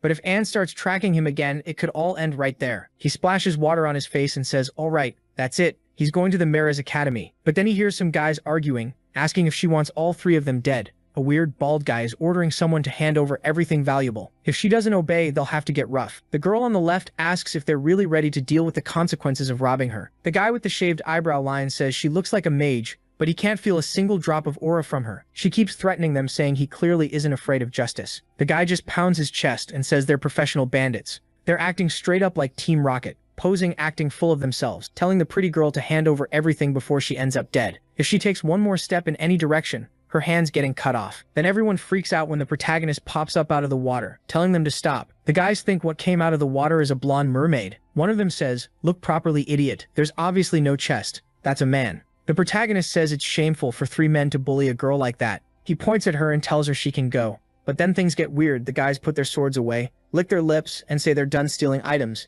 Now they're gonna steal this boy's virtues. What do you mean by that? No, you're not switching to that genre. The protagonist is in shock until the girl sighs, starts chanting some special explosion spell, and blasts everyone with flames. The 3 losers are burning like they're in hell, and the protagonist still doesn't get what just happened. She calls him Mr. Merman and says, there, the 3 idiots are taken care of. She thanks him for distracting them and giving her the chance to use magic. He replies that her magic when she says stuff like that is pretty incredible. Then she comments that the indecency of his clothes shows he's not from around here. He tries to explain he has his reasons and introduces himself as Moon, an unemployed guy. The girl offers her hand and introduces herself as Elka, a former adventurer who's now a newlywed training to be a good wife and a wise mother. Yeah, that's already kind of odd. She's excited, saying she got married last night. He's about to say something, but his stomach growls louder and she asks if he's hungry. He says he hasn't eaten in 2 days. She says great, then he can come with her. Since he helped deal with the bandits, she has some food and she'll cook something for him. He gets super excited after 48 hours of running. A break like that is perfect. He walks beside her saying her husband is lucky to have such a kind and beautiful woman. She answers that as a married woman, she loves hearing compliments. Can he compliment her more? What the hell? How does that make sense? He doesn't get it. Walking behind her, he asks, so you just got married. What are you doing out here where bandits pass through? Isn't that dangerous? She explains she had to go to the city to handle something related to her husband's work. He figures her husband is probably an adventurer, since she used to be one. She says yes, but she and Ro don't plan to go adventuring for a while, so she went to inform the guild, because if they don't say anything, people will worry. Then she asks if Moon wants to eat fish today, and he's hyped and says yes. Suddenly, out of nowhere, he hears an I love you, totally random. He starts looking around, trying to figure out where it came from. He says it's weird. She asks what's wrong, and he asks if she heard another voice. She says no, and he's like, okay, never mind, I think I'm hearing things. They reach what looks like her little town with a mansion kind of wealthy. He even comments that her house is really big. She explains it's not her house, it belongs to the village chief, and they're just staying there for a while. He says he wants to ask something. The village is really quiet, there's nobody around, and all the doors are open. Aren't they afraid of bandits? Elka says that's exactly why there's nobody in town. The lake is nearby, it's almost fishing season, and everyone went to take advantage and make money. Rode, who he assumes is her husband, is in charge of selling the fish, and he went to the city to sell them. For now, she's basically a backup guardian for the village during this special period. He scratches his chin thinking, that's probably why I didn't see anyone on the way. But again, he hears that weird voice like another I love you. He looks behind him confused, but she just tells him to hurry up and leave his sandals at the door. Moon thinks it's strange, maybe it's just his imagination. Inside the living room, she puts out new clothes for him to wear, a cup of water, and says she'll prepare dinner. He thanks her, but he's not stupid. He dips a finger in the water, sees nothing weird, the smell is normal. No strange reaction on his skin. Looks like it's just plain water and not drugged, so maybe he can trust her. Respect. After being locked up that long, he has to be careful. After a while, the big fish gets cooked and he's full. He compliments it, and she says he's too kind. It was just a simple meal. But at some point in the conversation, she catches that he mentioned a certain maid, which means he's not just some normal guy. Then out of nowhere, he reveals who he is. I thought he'd keep hiding behind the name Ewan, but he says, you know the Campbell family, right? I'm actually Ewan Campbell, meaning Moon Campbell. She looks confused. Wait, the Duke's son? He says yes, and for certain reasons he's being hunted, and he hopes to hide here using her adventurer status as cover. He wants her to get him a horse, maybe a carriage, send a letter to the guild so he can stay here for a while. Bold kid. She laughs thinking he's telling some fake story like, oh yeah, I'm the Duke's son. He tells her to take it seriously. He's telling the truth. He really is the Duke's son, and he promises she'll get 20,000 Amelias as a reward. She keeps laughing, saying she thought he was going to make her president of the guilds and give her a castle too. Like, sure, I believe you. He insists he's not joking. Everything he said is true. Could she please take him seriously? She still doesn't, sets the cup on the table, and says she'll show him his room. He asks if she agreed to the plan, if she'll help him. She says yes. 20,000 Amelias isn't a small amount, and she hasn't been earning much lately, so there's no reason to refuse. They're in a dark hallway, and she says that's where he'll stay. If he needs anything, just call her. But he mustn't open any other door, especially that one. He asks what's in there. She explains there are various cuts of meat from a butcher that are air drying, so they have to stay sealed for special preparation. If he opens it now, the horrible smell will spread through the house and the meat will spoil. He says okay. He promises he won't wander around. She says she'll see him tomorrow. But of course, then she says it's a shame he won't see tomorrow. A demon symbol appears on her chest as she says it's a shame the young master is going to die. This was the last offering to the god of love, and he was chosen? Damn. Meanwhile, Anne is still tracking him. She knows the boy's scent and knows exactly where it's flowing. She's furious too, saying he's destined to never escape her. Now I don't even know who's worse. It's a Yandere showdown, which is honestly new. Let's see. Next chapter, the protagonist is lying there, unable to fall asleep, saying he drank too much water, so he goes to the bathroom. But as he leaves the room, he thinks he hears a dog barking and gets confused. When he starts walking toward it, Elka suddenly appears behind him and calls for Mune. It's so late, why is he still awake? What's wrong? He awkwardly says, well, it's normal. He drank a lot of water and now he needs the bathroom. Then he mentions he heard barking. Does she have a dog? She makes this psycho expression and says yes, she has a dog and he's the cutest, most beautiful dog in the world. He's usually well behaved, but suddenly he's barking. Yeah, that's scary. The protagonist says he figured she might Can he see her little dog? He really likes animals, and it's been a long time since he's seen one. She says unfortunately her dog isn't the type that likes strangers. He's very shy, so better not. Moon's like, oh, okay then, I'm going to the bathroom. She tells him to be very careful not to open the wrong door, and she's just staring with those demon eyes. Then the protagonist comes out of the bathroom saying, for the love of God, nobody has ever cleaned that place. Then he wonders, could that be the room she mentioned with the dog? That barking when she said it was kind of weird. What breed even is that thing? Yeah, there's his kind right there. Moon, man, wow. Holy crap. Dude's enslaved just like the main character. And Elka's telling him to eat and not make any noise. If he obeys her properly, she'll let him out tomorrow. The moment the main character hears that, he freaks out, takes a step back, steps on a branch, and Elka immediately stands up, asking who he is and whether he's Mr. Moon. She opens the window and looks around, but the main character, Genius, has already hidden up there, flipping and climbing up. She slams the window shut, saying something about the hour of the god of love. Then the main character drops to the ground, thinking this psycho is worse than the other one. Clearly that guy getting tortured had to be the husband she said she loves so much. He ran from a yander just to run into a psychopath. Now it makes sense why this village is so weirdly terrifying. Honestly, he should have just gotten out of there, so he takes off running again. Meanwhile, Elka's calling for him at the bedroom door until she finds it totally empty. She summons a sword, blows up the wall, and says that bastard must have realized. But then someone's at the door. When she goes over there, damn, she runs straight into Anne. Hold on, Elka's calling Anne master, and Anne saying it's been a long time since they've seen each other. And now they're in the living room, with Elka serving tea, saying Anne looks cute in that maid outfit. Anne says she had to leave the mansion in a panic and didn't have time to change.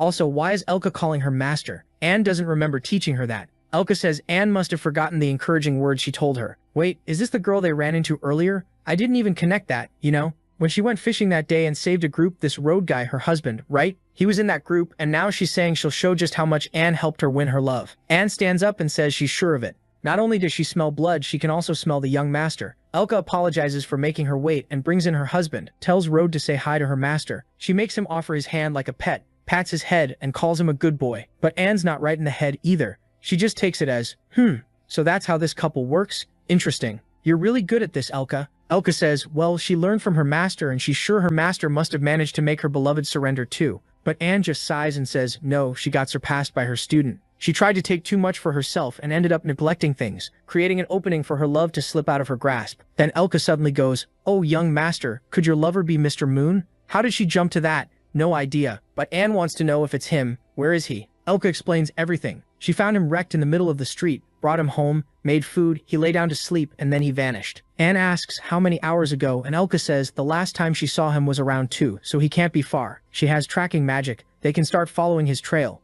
Elka asks her master to wait while she prepares the spell. And she also tells Anne not to wander around the house too much because it doesn't belong to her, and there are certain rooms that can't be opened. Anne sits on the bed, grabs the boy's pillow, and starts sniffing it, asking if he hates her so much he ran 3 cities away. Why won't he just accept her love? But then when she opens her eyes, Elka's husband is crouched there like a lunatic. In an instant, his eyes clear up and he starts screaming, rambling about everyone, about an ant, some weird stuff, while Anne tries to make sense of it. Suddenly he grabs Anne's hand, says the last room is dangerous, and tells her to get out of there. Then just as fast, his eyes glaze over again and he goes back to being obedient. Anne heard that part about the last door. She walks all the way down the hallway, not caring about anything. She tries the handle locked, so she uses magic, and when it opens, a horrible smell hits her. Inside, there's a woman on a cross and a bunch of people sleeping forever on the floor. It's obviously the whole village, all resting in the same room. Right then, Elka appears behind her and says it's unfortunate her master saw that, but since they're the same kind of person, she's sure her master will understand why. Everything she does is for love. Honestly, Anne's little room is starting to look more and more cozy by comparison. Anne says it looks like Elka was corrupted by the evil god. Elka covers her face and laughs like Kira, saying it's ironic to call him an evil god. The god she follows is the god of love, so that's disrespectful. Anne just watches this lunatic talk about how the god gave her the chance to fulfill her true love, and since Anne understands this kind of thing, she'll accept that love. But Anne closes her eyes and says this is a lost cause. Seeing Anne close her eyes, Elka thinks she gave up and thanks her, saying not to worry, she'll open her up in a calm way. Yeah, but it's Anne. In the blink of an eye, she pulls out her twin steel daggers and flashes past Elka. Instant kill, one clean strike to the neck. Anne apologizes, saying she can't let her hurt anyone else. Elka's done. Just like that. One hit. As she's about to drift off into eternal sleep, she asks what's wrong with her love. Anne says that isn't love. Coming from her, that's rich. She's not exactly one to talk. Elka insists it's real love. The same thing Anne taught her. Anne just walks away, apologizing. That woman really showed up in the story just to die. Yeah, life's rough. Anne thinks the temptation of the evil god is terrifying. It creates this corrupted love that can even make someone kill the person they love. She decides part of it was her fault. After she finds Moon, she'll come back and give that girl a proper burial. But then no way it was that easy. A voice starts echoing from the mansion.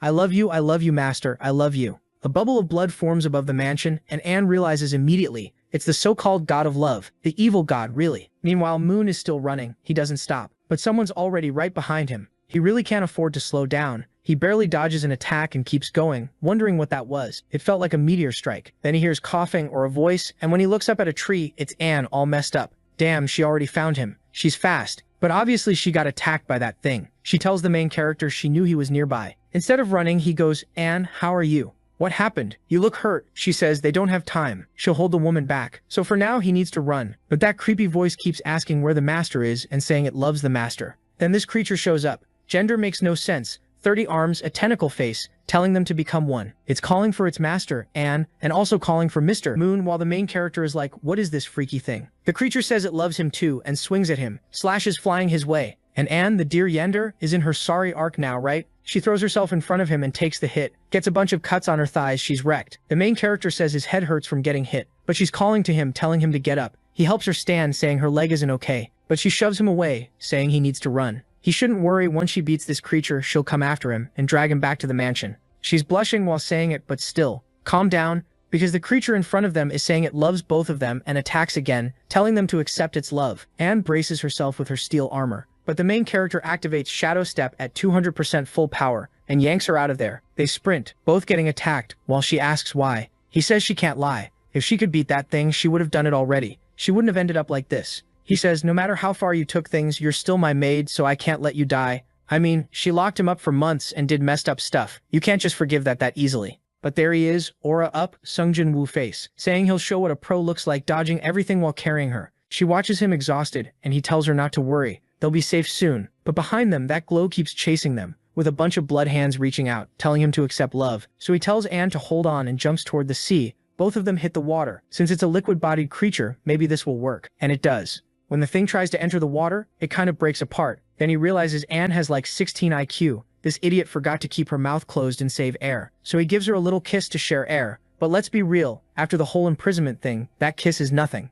Up above, the demon goddess is saying the smell of blood is gone, wondering why nobody accepts her love that's so pure. She starts screaming, hitting trees, completely unhinged, saying it doesn't matter. She only needed one more person. Then the offering would finally be perfect. Master Moon can wait for her, because she guarantees he'll accept her love. Next chapter. The main character finds a cave to hide out with Anne. He wraps her leg up with bandages because she's in pain. And like in that damn drawing, she says she doesn't really understand what's going on. He asks what she means. She says the obvious. She imprisoned him, used him for messed up things. So why didn't he just abandon her and run? He asks if she understands the mistakes she made. She says that after what happened with Elka, that girl went insane. She really has to be careful, so something like that doesn't happen. She needs to be more responsible with what she does to the young master. Still, she can't believe he isn't blaming her. He takes her arms and says yes, what she did was too much, but love itself isn't wrong. It's just that the way she expressed it was wrong. He understands everything she did was to possess him, not to hurt him. And she doesn't need to worry, the young master is fine. Yeah, he likes her. He's smiling, saying he's impressed. He said exactly what was needed to remove the yandere trait from her. She jumps, kisses him, and hugs him, saying he's so pure, sweet, and kind, just like he was 10 years ago. Trying to stain him with her colors was her biggest mistake. Then she activates her daggers, saying her energy's recovered, she's back at her best. Just say the word and she'll handle it. But her leg hurts right away, and he pulls her into a hug, saying she needs to recover first. They have time. Later, he looks outside the cave and sees no movement. He turns and asks what Elka actually was. Anne explains they have similar powers. The difference is how they get them. Anne is chosen by the gods. Elka made a deal with cultists and paid a heavy price. In her current state, she has overwhelming power, but she can't go back to being a normal person anymore. The problem is, when Anne fought Elka, she realized Elka's power kept increasing, which was strange. The main character thinks back and remembers that in the main story, one of the 3 catastrophes that almost destroys the planet is one of the evil gods. If Elka keeps stacking more and more power, that could be her in the future. That's when he remembers she mentioned something about a sacrifice in a last person, and he wonders who it is. He grabs Anne by the arm and brings up what Elka said about sacrifice, about only needing one more person. Maybe it'd be better if they went to the city and stopped that from happening. If she manages to finish this so-called ritual, there's a chance more than one village gets wiped out. Anne looks scared about it, saying it's dangerous, and he asks, wait, why does she need one more sacrifice? And Anne says the obvious. Clearly she's got her boyfriend, her husband. Anne is sure the best time to attack is right when the ritual is finished, because while the spirit is adjusting to Elka's body, she'll be weakened. The protagonist says he'll go with Anne, but she refuses. He asks why, and she says it's obvious. The risk is huge, and he shouldn't do something like that for her. But he explains he has to repay Elka's favor, because when she took care of him, he thought she was genuinely kind. It's probably the spirit corrupting her actions. This guy really sees potential in women, huh? A woman can literally wipe out an entire village in a cult, and he's like, no, I can fix her. Anne says, no way. That place is far from the city, and she can't even use her steel control ability properly out there. Even if she gives it everything she's got, she can't guarantee his safety, and she's there holding on to him, begging him to please give this up. This whole mess started because of her, and if he dies like that, she'd never forgive herself. The protagonist is standing there awkwardly. Then he glances to the side and sees a coin. He uses a light spell and finds a treasure stash at the back of the cave. Looks like that's where the local bandits were hiding everything they stole. He grabs a sword and says, well, now they've got metal. And he's got something that isn't as good as the dagger he had, but it still works. And converts all the metal there too, turning it into steel and a bunch of weapons, and says now they're ready. It was time to bring redemption to Elka. From the top of a huge silver pillar, the protagonist watches Elka's blood spirit running around, destroying everything, screaming that she loves Rod. He realizes she's 10 times bigger than before. Yeah, he really messed up agreeing to this. What's he supposed to do? How is he going to deal with a creature like that? But the other option is leaving that thing loose, and that's even worse. So be it. He goes in, and tonight only one of them is walking away alive. He stretches out his arms, calls the creature over, and says he has an announcement to make. Elka asks if he's ready to accept her love. The weirdo opens his arms and jumps down, saying he can't accept it, because he's a skydiver. The creature ignores him and fires a blast of blood at him. They rush toward each other, and the protagonist says it's exactly what he expected. We see earlier that he told Anne that since the creature evolved into a form similar to the Dark God, you can't kill it normally. They needed to find the source of the corruption, something like a ring, a necklace, an accessory, a talisman. The rules of that world don't allow power to be projected out of nothing, so something has to exist, acting as a connector, and he needs Anne to clear the way. She asks how, and he says he needs her to attack, to keep the creature distracted, while he uses his agility to search for the item. Anne says that even with the metals they found in the cave, she doesn't think she can beat Elka. The protagonist says it's fine, he'll distract Elka, and Anne should be the one attacking. She lands and says no, warning that even if Elka hasn't finished the sacrifice, she's still insanely dangerous. There's no reason for Moon to take that risk. He shushes her, tells her to stay quiet. There are only 2 of them there, and she's stronger, so he'll distract while she attacks. Then out of nowhere he gets all sentimental. I'm counting on you, the best maid in the family. Anne still looks like she can't believe it, asking how she'll know for sure when it's time to attack. He says it'll be pretty obvious. And now we're back to the fight, right when he's jumping and a bunch of hands come at him. The pillar behind him was obviously Anne. She breaks apart and triggers a storm of steel spears. The attacks look like they hit dead on, but it's just blood, so it's kind of breaking apart. The blood goddess looks forward and Anne has pushed through and is already right next to her. She hits her in the belly, right in the navel. Elka asks if the master came back, and Anne just says yes. She came back to save her friend. Next chapter, there's a massive monster with a smaller monster in the middle, and Anne moves along the side, coming in from behind at this aggressive angle, pulling that spear, driving it in. Boom, explosion, smoke. The creature says attacking her with silver is smart since she's an evil spirit. Too bad it does nothing to her, because she's an evil goddess. Suddenly, the protagonist appears beside her saying he'll try his own attack. Then, he swings with the katana and it actually looks like it cuts something, but the creature absorbs it, laughs, and right then Anne calls on the Emperor of Steel to activate a power in the protagonist's chest. It looks like it hits clean. Explosion. The ground kicks up, and he's on the floor completely wrecked. He knows that if it weren't for Anne's defense, he would have died. The problem is the monster is already raising another attack, saying she really was waiting for him, and now it's time for him to accept her love. The strike comes in. Anne warns the young master to be careful, but Elka smacks Anne away with a backhand, sending her flying. Anne charges back in and attacks, asking how she dares hit the master like that, saying she'll tear her in half. Meanwhile, the protagonist is more unconscious than alive off to the side. Something is there next to him, and suddenly a hand touches him and tells him not to move. It puts a little potion in his mouth. When he looks up, who is it? It's the husband who got messed up. His mouth is torn open. She cut his mouth. What the hell? The protagonist gets up and thanks him, saying if it weren't for that potion he might have died. The guy introduces himself as Rod, asks the protagonist's name, and he tells him. Rod asks what's going on. Moon asks for the story of how Elka became this evil goddess. Rod says he doesn't know when she got cursed, but he knows it's his fault. He should have noticed her intentions earlier. But now it's too late, and her consciousness is completely corrupted. Still, as her husband, he takes responsibility for not letting her stay free.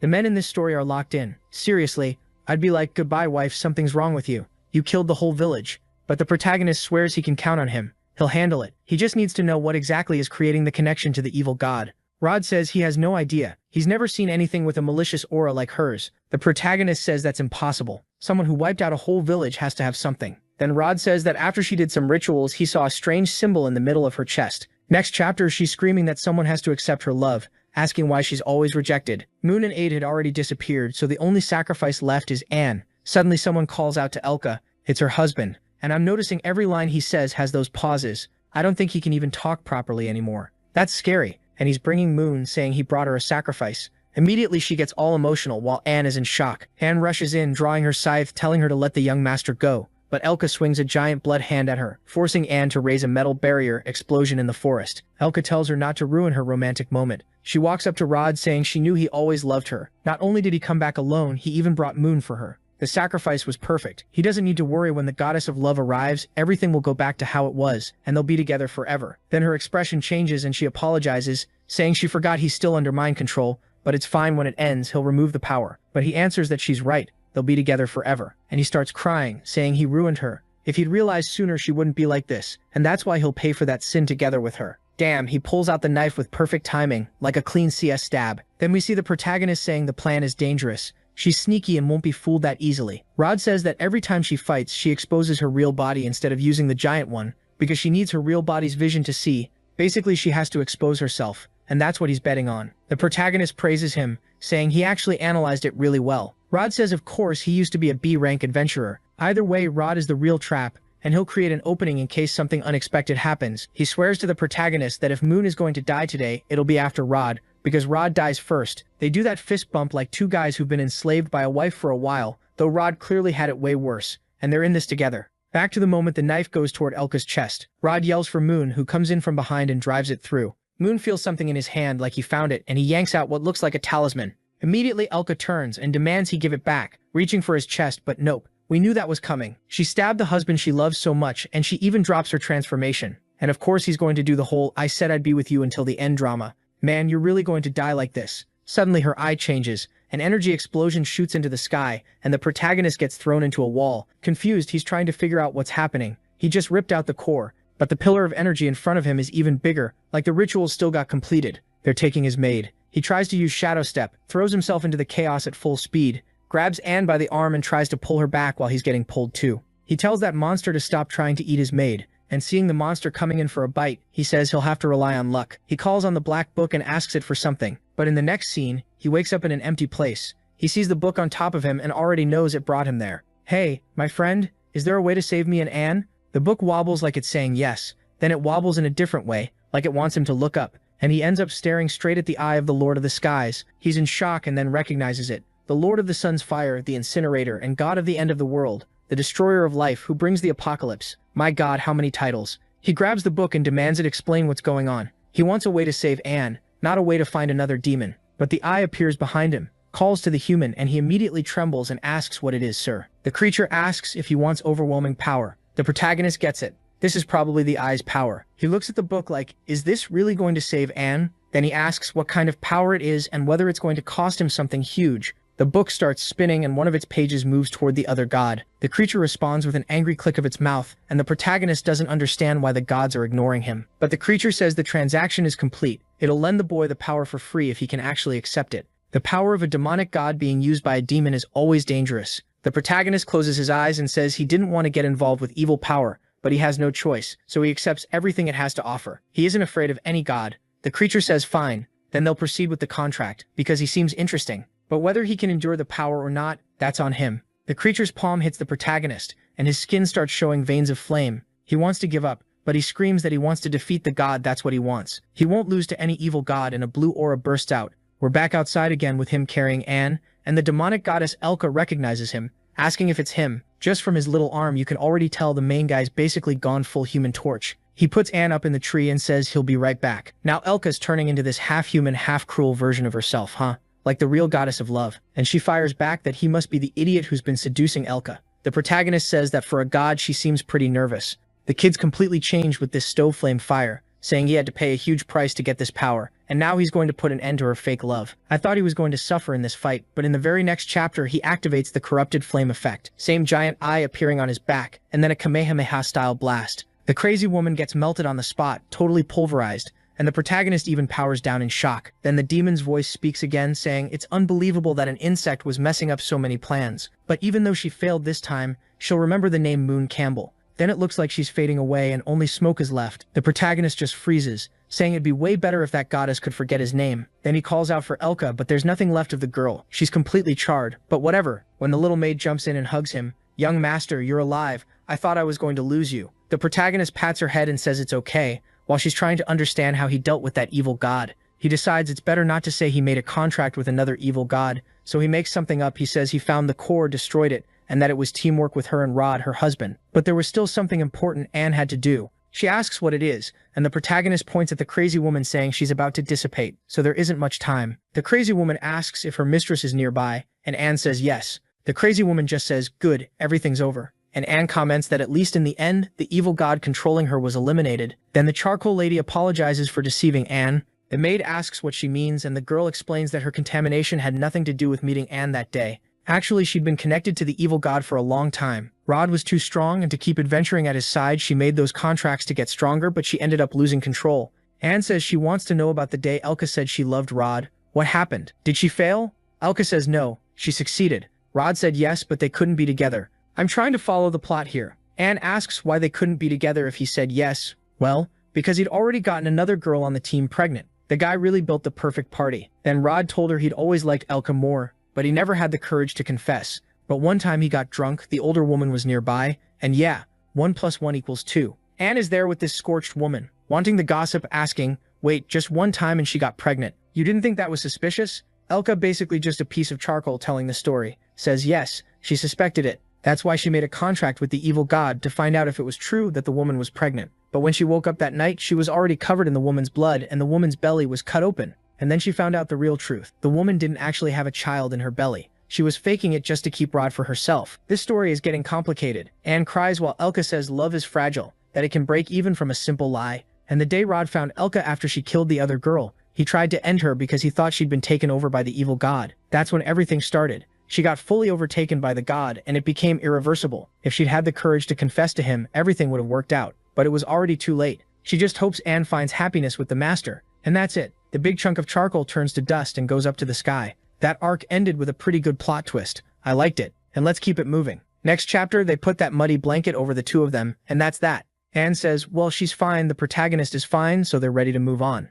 They set up Elka's wooden marker, said a prayer, and said goodbye. Now we've got to remember. Monk, you were way out there because you were running from Anne. So what are you going to do now? He looks at her, sees she's kind of sad, and asks what's wrong. She says this incident made her reflect that the way she loved the young master was wrong. Rationally, she knows it's wrong, but she can't hide her feelings. Is her love bad? The protagonist says she's confusing possessiveness with love. It's related to love, but it's a different feeling, and it's easy to mix them up. She asks if he's saying she doesn't love him, and she's just possessive. And he's there with his hand on his chin, acting all intellectual, saying it's hard to be sure. It's complicated to understand what people feel in their hearts. He says that while looking at her, thinking that even for the person feeling it, it's hard to understand. But anyway, he's happy because the day is beautiful. Then Anne calls him and asks about that time in the basement when he said they could be a normal couple. Since he said that was possible, can they start over? The protagonist tells her to give them a second first. Let's go back to the mansion and calm down. But she doesn't stop. She puts her hand on her chest and says she swears she'll always be in the mansion with him, because that's the home where she was born and raised. She doesn't want to become his mistress. She'll always be the maid, but while she serves him, she wants, before she can finish, he grabs her hand and tells her to hurry up and go back. She smiles and says okay,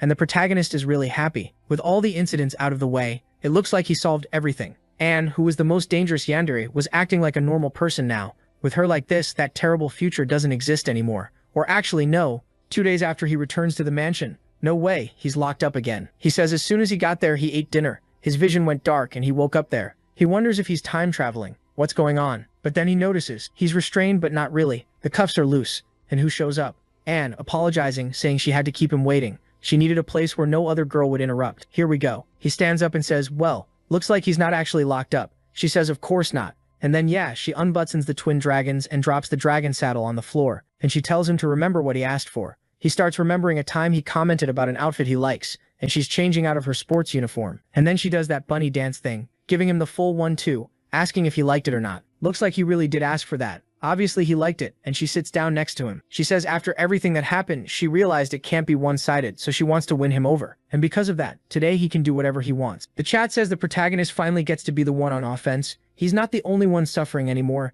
And yeah, that's basically it. The next chapter was a 10-0. She wakes up all dazed asking where the guy is. He's gone. She's walking around the house all messy, not knowing where he went. Then she suddenly runs into the other innocent maids who have no idea what this crazy girl does with him in the basement. There are a bunch of cute kittens there. Anne asks what's going on. Noel says Moon went out because he said Anne's physical condition wasn't that great, so they told him to let her sleep, and it looks like Moon also brought these kittens from the market. And this kid introduces herself as Winnie, saying she rescues stray cats. She's super happy, showing that Moon paid 200 coins to bring the kittens. Anne's confused, asking if 3 cats at once isn't too much. Noel explains that apparently Winnie convinced him, saying if he wanted to take 1 kitten, he had to take all 4, so he brought them all. Anne asks again where the young master is. Noel says he came back a little while ago, so he should be in his room. And there's the protagonist. What happened to this girl? Seriously. He's in there playing with the toys, making the kittens jump around. Anne runs in, hugs him, and says she's scared he'll disappear like that without telling her. He tells her to relax, he won't leave without saying goodbye. Then she asks why he brought a whole bunch of cats. He says that when they were coming back from Belland, she mentioned she likes cats, so that's why he brought them. My god, the name of cat number 2 is Mamoru. What the hell? Don't drag me into this. He hands Mamoru to the maid. Let's go. He says he gave Mamoru to her because he has to go to school, and she'll definitely want to go with him, but he checked the rules and knows she won't be allowed. Plus, she has things to handle at the Duke's mansion, so for now the kitten will keep her company. Yeah, let Dad handle it. What am I even saying? I don't think I'm okay in the head. But at night the protagonist goes to sleep reading the Devil Book, thinking good, now all I have to do is not provoke any female leads, and I won't get dragged into life or death situations. Peace and quiet. Then someone knocks on the door. It's her. Worked up and unable to sleep. He asks what's wrong. She says she can't stop thinking about him going back to school. The guy goes, then relax. Come here. Lie down with me. She thinks it's time for the daily match, but he says, hey, easy. Let's do something else tonight. He lies down holding hands with her, and she's confused. This girl won't stop. She really wants to play. She asks if that's enough, and he says yes. She needs to understand love isn't only about corners and goals. There are other things that matter too. She hugs him, saying she doesn't want to let him go. He tells her to think of it like a 4-month vacation. He'll be back soon. She says she won't be able to handle it. Yeah, there's no way around it.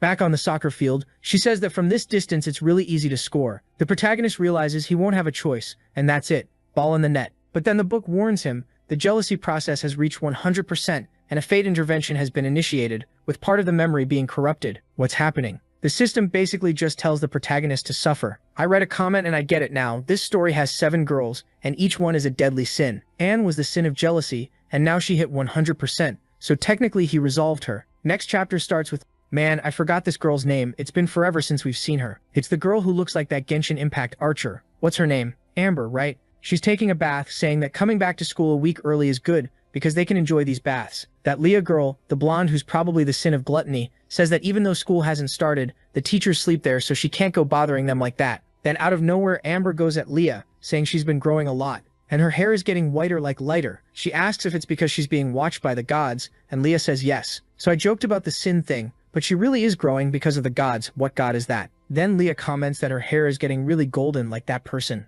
And Ariel immediately says not to even mention that trash. No matter what happens to Leah, she'll never stop liking her friend. But it's better not to talk about that weirdo, because every time she remembers him, she gets furious. That bastard almost got Cecilia hurt. Leah explains that the accident wasn't only because of him. Looks like this was a murder that had been planned for a long time. And on top of that, Cecilia herself was the one who asked her to heal the boy, so he must have done something right. Considering he had a hole in his heart and had lost liters of blood, he really did his best to protect her. Ariel tells her not to go around saying his name, especially not calling him young master. She doesn't deny he's brave, but it's sad that such a powerful duke ended up having such a terrible son. The only thing she'll admit is that he never even had the guts to look her in the eye, but this time he actually remembered her name. Then she stretches and says she's done with the bath. A little later they head to the banquet, and we jump ahead 3 days to the entrance of Santa Maria College. The boy shows up in his fancy noble outfit, thinking the place looks incredible. He's already telling himself the one thing he can't do is mess with the female lead or draw too much attention. Either way, he has no idea what life is going to be like there, so he's curious. All of a sudden someone's yelling that if the teachers show up the fun is over, and he immediately wants to know what's going on. Then our Temu version Amber tells some guy named Eamon to stop barking and quit being stupid.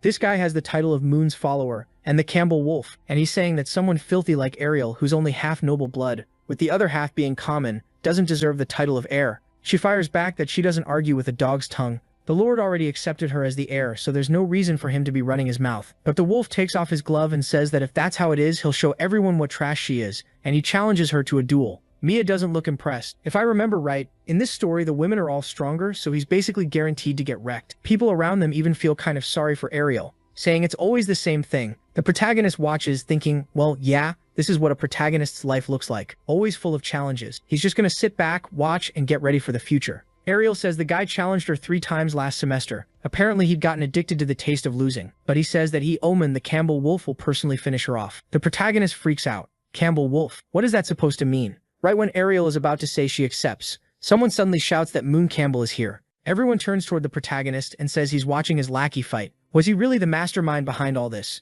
He has no idea why they're dragging him into it. In the blink of an eye, the crowd closes in behind him and he ends up face to face with Ariel. Some girls off to the side are saying that if he looked at them like that, they'd get pregnant. That girl is not okay. They're saying when a Campbell likes a woman, she'd better run, because otherwise she'll get taken to the mansion. Another one says the last time someone fought with a Campbell, a couple jumped off a building. The protagonist is basically on the verge of tears, wondering why all of this is getting dumped on him. Ariel steps forward and says, so he came to school after all. He's acting the same as always, sending dogs to bite people because he can't do it himself. Useless like always. He gives a little laugh and says that's kind of harsh. She says she doesn't care, it suits him perfectly. He starts walking toward her and everyone thinks the fight of the century is about to happen. He calls her name and suddenly bows, apologizing out of nowhere. Everyone's confused and even Amon steps in, calling out to him like, why are you bowing to that filthy girl? Then he turns to Ariel and says he'll challenge her maid instead. Moon calls Amon over and asks if someone told him to do that. Amon gets awkward and says no, he's doing it because he wants to. Then the protagonist grabs him, pulls him aside and says, bro, take this money and stop picking fights. I've got important plans. Go apologize to her later. But Amon gets all emotional because Moon called him bro, you know?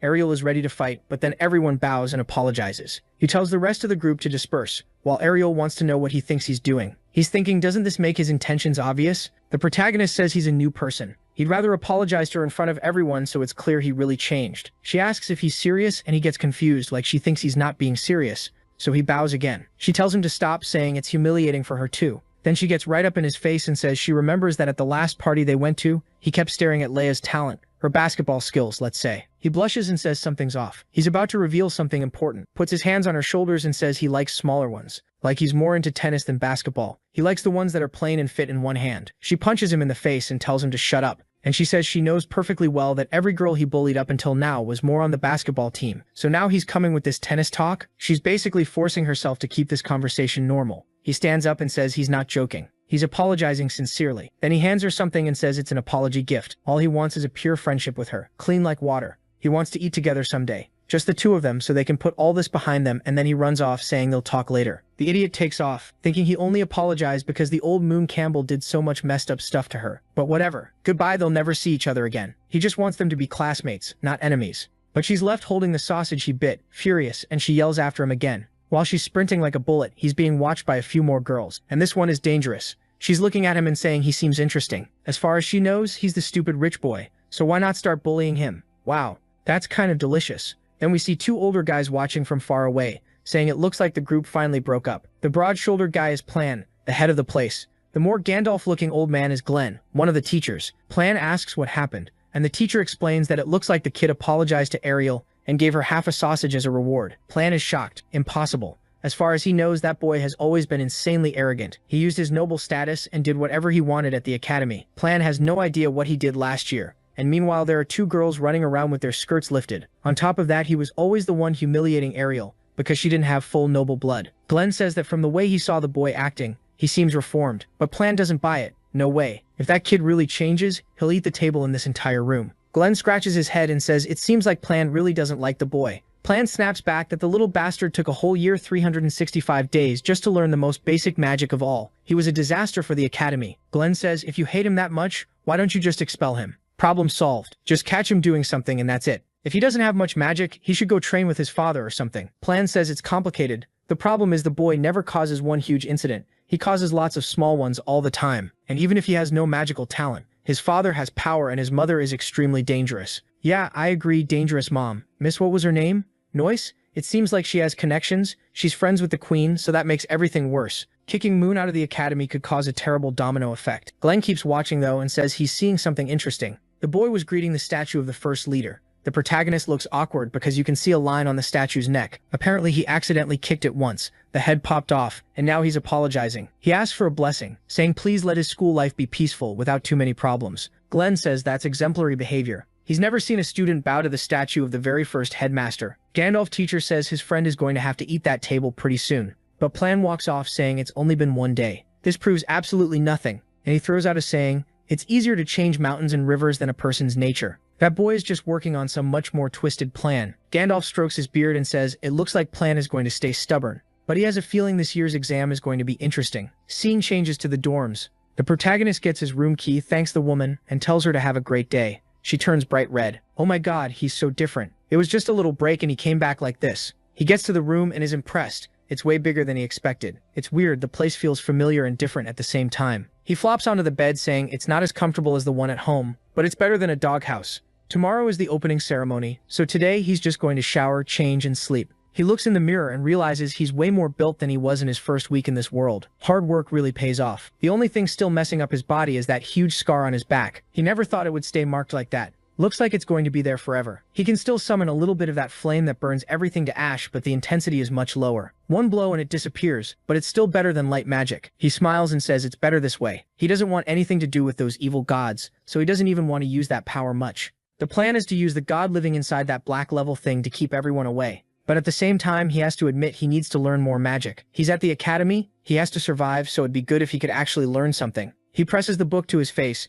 and suddenly we're in this training lesson. And he says that besides he can use this to increase his proficiency. And after dying 197 times, he finally reached phase 2. He tells Rod to use every trick he's got. Wait, Rod isn't that guy who died? Obviously. Looks like his spirit stayed in the book to teach him how to fight. Scene switches to the girls' dorm. Ariel asks what's up. Leah wants to know this. Leah has more basketball than brains. Seriously. And she says she heard the boy went to apologize to Ariel. Ariel says yes, but how are these stories spreading so fast? Obviously, his apology freaked her out. Leah is surprised. She thought it was just a fake rumor. And she says of course it spread because everyone saw it this morning too. Then Leah asks if it's true that Ariel and Moon already had a kid together. Ariel freezes. Wait, what did you say? I must have heard wrong. Leah says she'll have to show her a sheet of paper. And then Ariel starts yelling, wanting to know which bastard wrote it. Some rumor that during the break she met up with Moon and got pregnant by him. Leah says it looks like it was the school newspaper staff, and the girls are spreading it everywhere, saying they were originally a couple, but they broke up, and now they're back together because he apologized. Something about Ariel only dumping him because he was involved with 3 girls before her. Ariel tells her to stop all of it, and she says tomorrow she's obviously going to have to go to that news agency and fix this. She can't let these rumors spread like she's Moon's ex-girlfriend. Leah says not just an ex who had his daughter, and then her friend lunges at her, almost choking, saying she's going to check Ariel's body to see every place where she gained even a gram of fat. A while later, the poor girl's been through it, she's exhausted, and she's like, well, since my friend isn't really affected by the news, I'll just wait until tomorrow at the ceremony, because she still has to head out to practice a bit of magic and take a shower. So she says goodbye. Bye, Ariel. Good night. Then she collapses on the bed, thinking that now that the black market is gone, she needs to find a new way to make money. How is she supposed to go to school, earn money at the same time, and keep her grades up? It's honestly going to be a rough semester. Worst of all, learning magic is insanely expensive. Every piece of equipment and everything you need. And on top of all that, now she's stuck with this cursed rumor. So she asks her master if besides the black market, there's any other way to make money. She's staring at the ring, saying the disciple is about to starve to death. Like, what is this? Obviously, her teacher is basically a little fireball witch,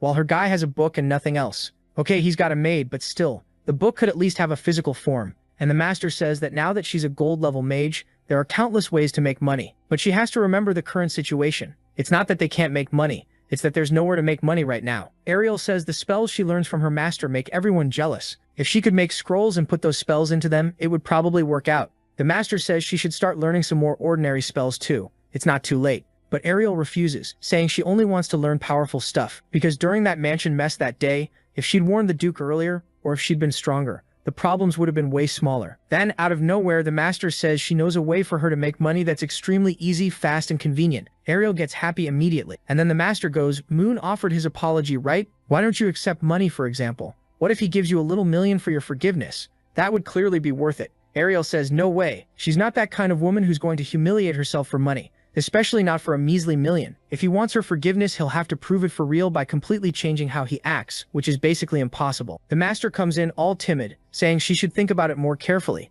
A million is a million. Ariel says no. The master offers 2. Ariel says she wouldn't take even 10 million. It was about principle. The master gets sad and says, well, that's a shame then. But she admits to her disciple that she thought the boy was acting sincerely today. Speaking of him, they finish the book training and he's exhausted. The next chapter starts with Plam walking around the school, saying that this year they don't have anyone good, because talent comes from hard work, but the place is empty. When he met the school's generation of prodigies, before he even got there were already a bunch of people practicing. And then suddenly Moon runs past him. Plam doesn't think he even caught his face, and he's thinking discipline is an essential quality in powerful people, so he calls out, "Hey, you running? Come here, kid." The protagonist comes over. "Oh hey, Professor Plam." The teacher jumps when he realizes it's Moon Campbell, and asks what he's doing there. The protagonist's like, "What do you mean? It's obvious. He's running." He knows it won't help that much, but he likes going for a run, then taking a cold shower, and then he feels pumped for first period. He's at peak productivity. The professor asks if that's really all it is, but the protagonist already turns like, well, since this conversation isn't anything serious,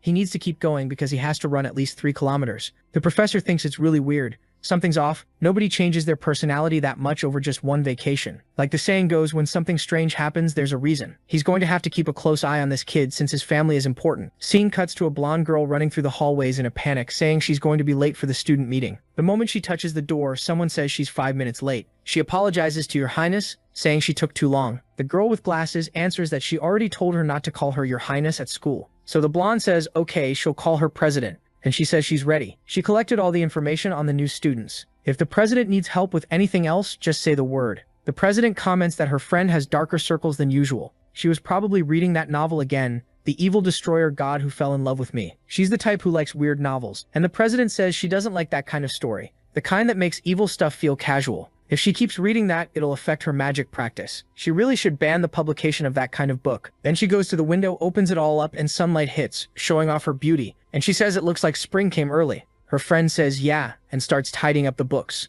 until the president calls her over and tells her to look at that. It was Moon Campbell. Her friend gets mad right away, saying that guy is disgusting. The president asks what happened, and she says apparently the president hasn't heard about the huge thing he did this time. She goes to grab some papers and says she'll show what he caused, and there's a newspaper with a photo of the protagonist apologizing. The president wants to know, so it wasn't anything major. It's just weird that he apologized. But the friend explains the story is what matters. Supposedly Ariel got abandoned by Moon after they had a child. Not only that, he was involved with 13 other people at the same time. The president flicks her on the forehead, saying that's obviously exaggerated. She should read the tiny letters at the bottom. It says the content is speculation and doesn't reflect the real truth of what happened. The friend is smacking the paper against her head, and now she wants to know if they shouldn't punish the news agency for spreading something like that. And the president says they'll have to go there and talk to them to find out why they did it. She's thinking with her eyes half closed that as the president of Santa Maria, she can't allow that kind of behavior on campus, even if the target of the bullying is that boy who was labeled inferior. Wait, now that I'm noticing it, I'm kind of losing it. She's Cecilia, isn't she? His fiancée, in quotes, the ice girl, or am I tripping? Because she's saying that just apologizing for the past isn't enough for her to acknowledge him. And looking at him, she says she wants to see how he's going to meet her expectations. I think it is. Well, we'll see. Now we're in the school auditorium. The girls are all blushing hard, staring at the guy, saying he looks like an upperclassman. He was the most handsome guy they'd ever seen, with golden hair, and when he smiled, they practically fainted. The protagonist is sure. Those are first-year girls who have no idea about his reputation, so they're smiling naturally. It'd be better for him to go to the right place so he doesn't wreck his image even more. He says that, but off to the side that psycho Eamon is already yelling, calling him over, and he sits with them. The guy on the left with glasses is Moon's second follower named Gru. They're impressed he showed up early. He says he didn't come early because of the new students, but because he couldn't leave his brothers alone. The guys suddenly get emotional, crying, saying they'd do anything for him. But Ariel tells all those idiots to shut up. The protagonist's friend is about to chew them out, but he just covers his mouth and apologizes. Then a voice up front tells everyone to be quiet. All the teachers and students had arrived, so the ceremony was about to start. The blonde announces Cecilia Leopoldi, the representative of the student union, and she appears, and everyone's like, oh my god, she's amazing. It's Her Highness. She's so beautiful. The protagonist thinks he'd even forgotten that in the story she really was the student union president.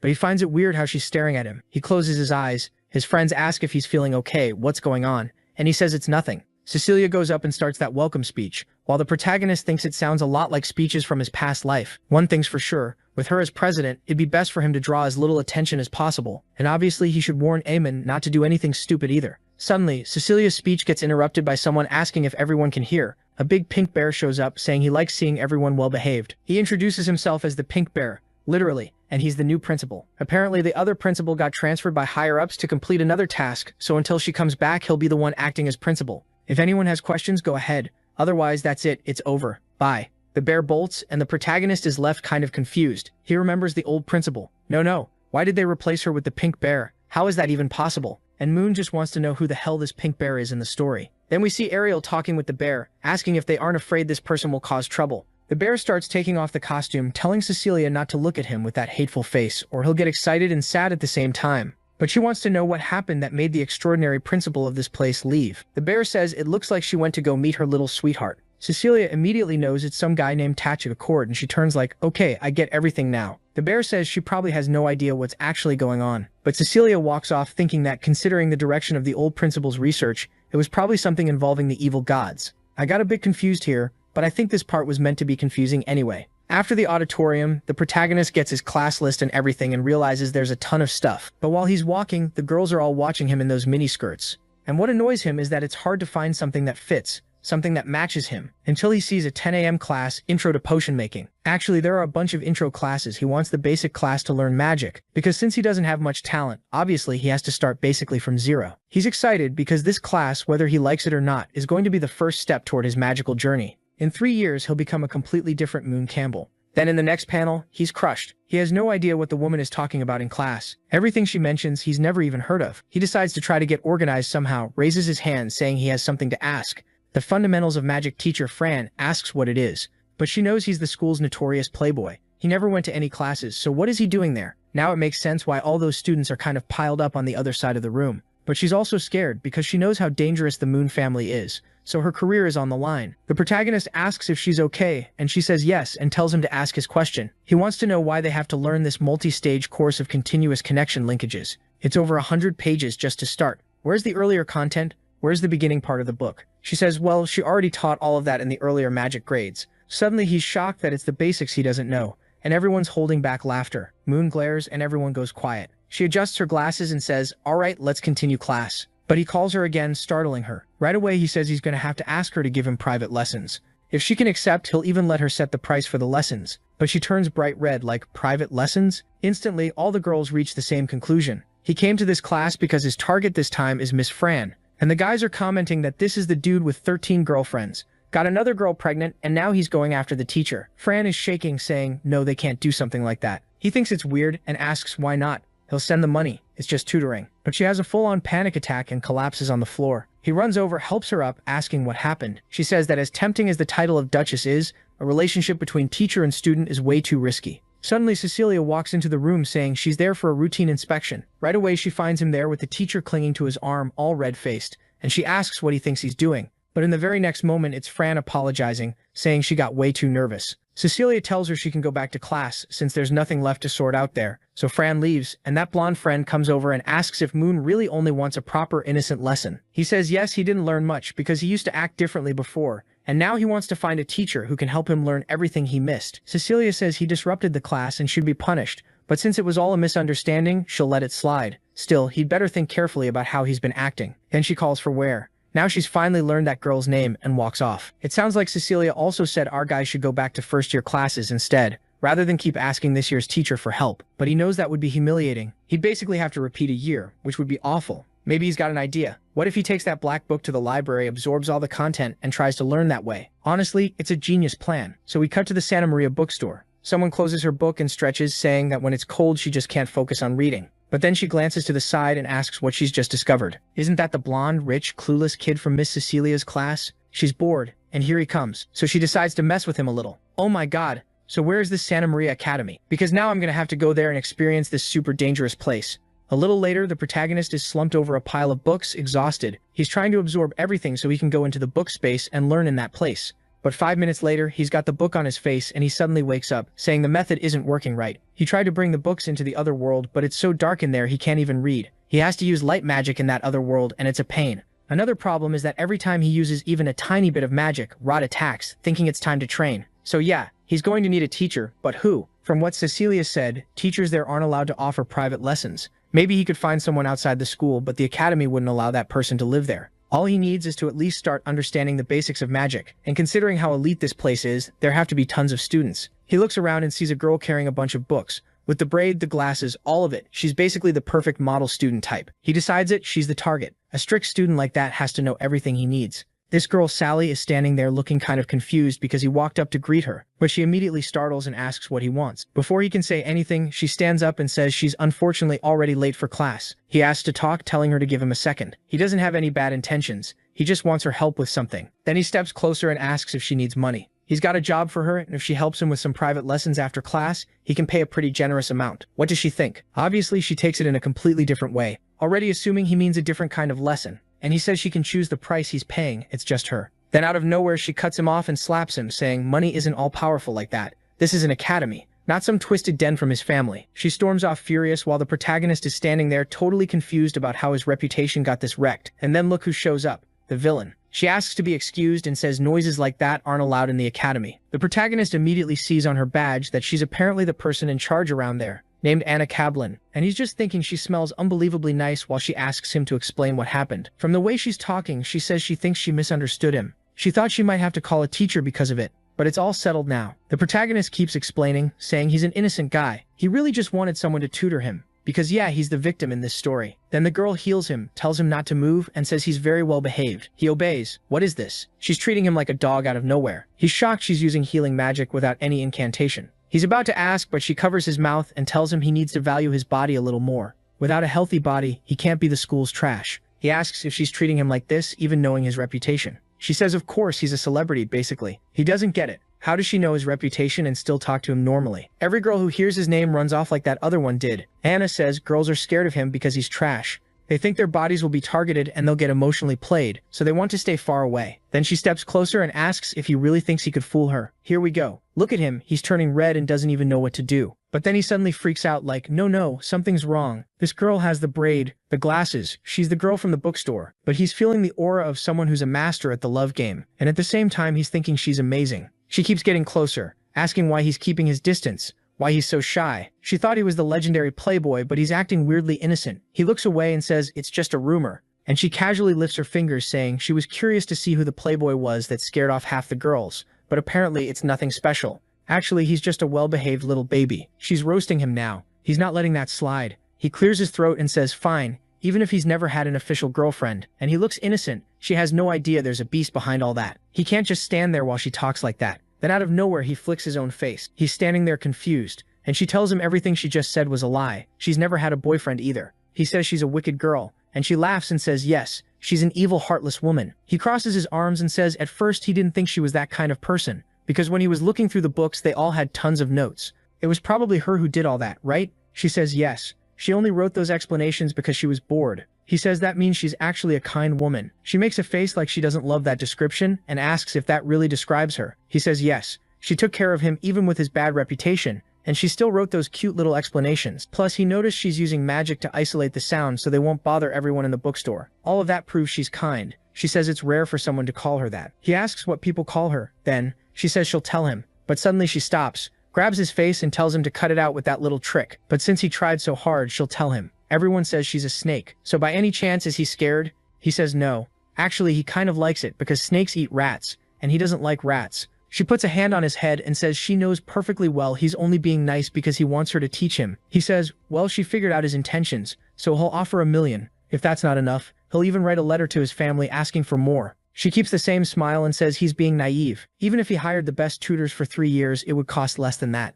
Is he really going to pay that much? He says knowledge is the most valuable thing there is, and he's offering that because he knows she works at the bookstore, has read everything there, and on top of that, she's obviously academically strong. He tells her to just name the price. She stands up and says he's being too nice, so she won't charge him for now. He asks how he's supposed to pay. Then she says he'll owe her that money. He thinks it's weird. Why can't he just give her the money? But she says eventually she'll ask for something, and when she does, he can't refuse. He doesn't know what it'll be, but he says fine, he accepts. Right away, she grabs his hand and says this isn't a good place to learn, so they're going somewhere else.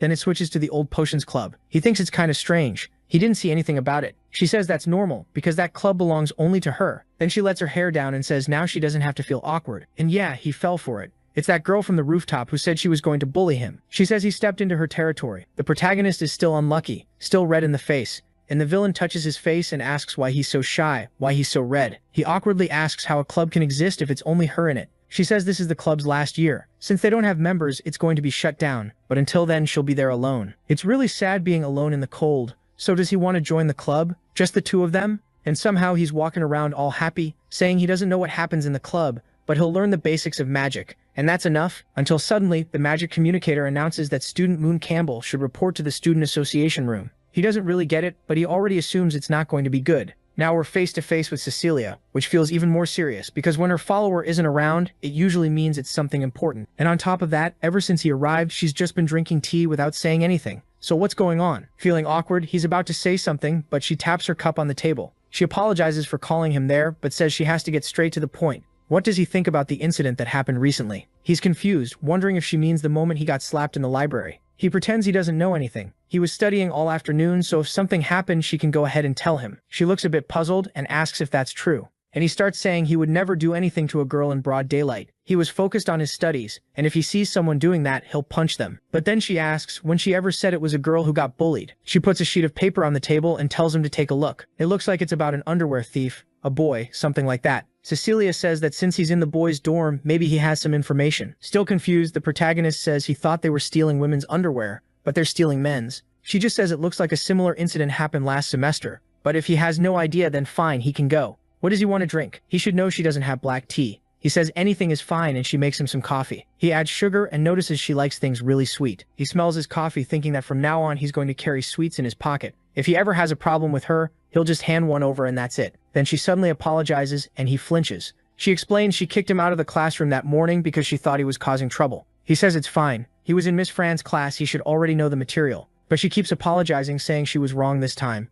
And there's another reason she called him there. She asks if he wants to join the student council. He thinks that's weird. Him? With the reputation he has? She says that's exactly why. Since he has such a bad reputation, it might be a good way to change it. But he's honest. He says he heard student council members get a lot of benefits, and normally only the top 20 can be selected. So why is he getting special treatment? She says whether he's excellent or not doesn't matter. What matters to her is that he has a heart that will become excellent. He answers saying, yeah, he's got a heart, but that has nothing to do with what they're talking about. Then he starts trashing himself, saying he's the guy who couldn't accomplish anything and only causes trouble. Everyone thinks he's garbage and he's the school's rich kid. He doesn't even know the bare minimum of magic. He's yelling, going off about a bunch of stuff, saying she's going to stain her reputation by picking him. She shouldn't let his existence affect her. Like, come on. You were apologizing a second ago, dude. She coughs and says, fine, forget it then. It was an invitation, not an order. If he doesn't want to join, then drop it. The protagonist thanks her and says he's out, and she just sits there with tea on her thighs, thinking that apparently he was worried about affecting her. He really had changed. But we all know the obvious, right? No way, he doesn't want to be part of that. He's outside thanking the heavens he managed to get away. Student council definitely means more trouble, and it's not something he wants. He's just a useless villain with a bit of money and a powerful family. Nothing else.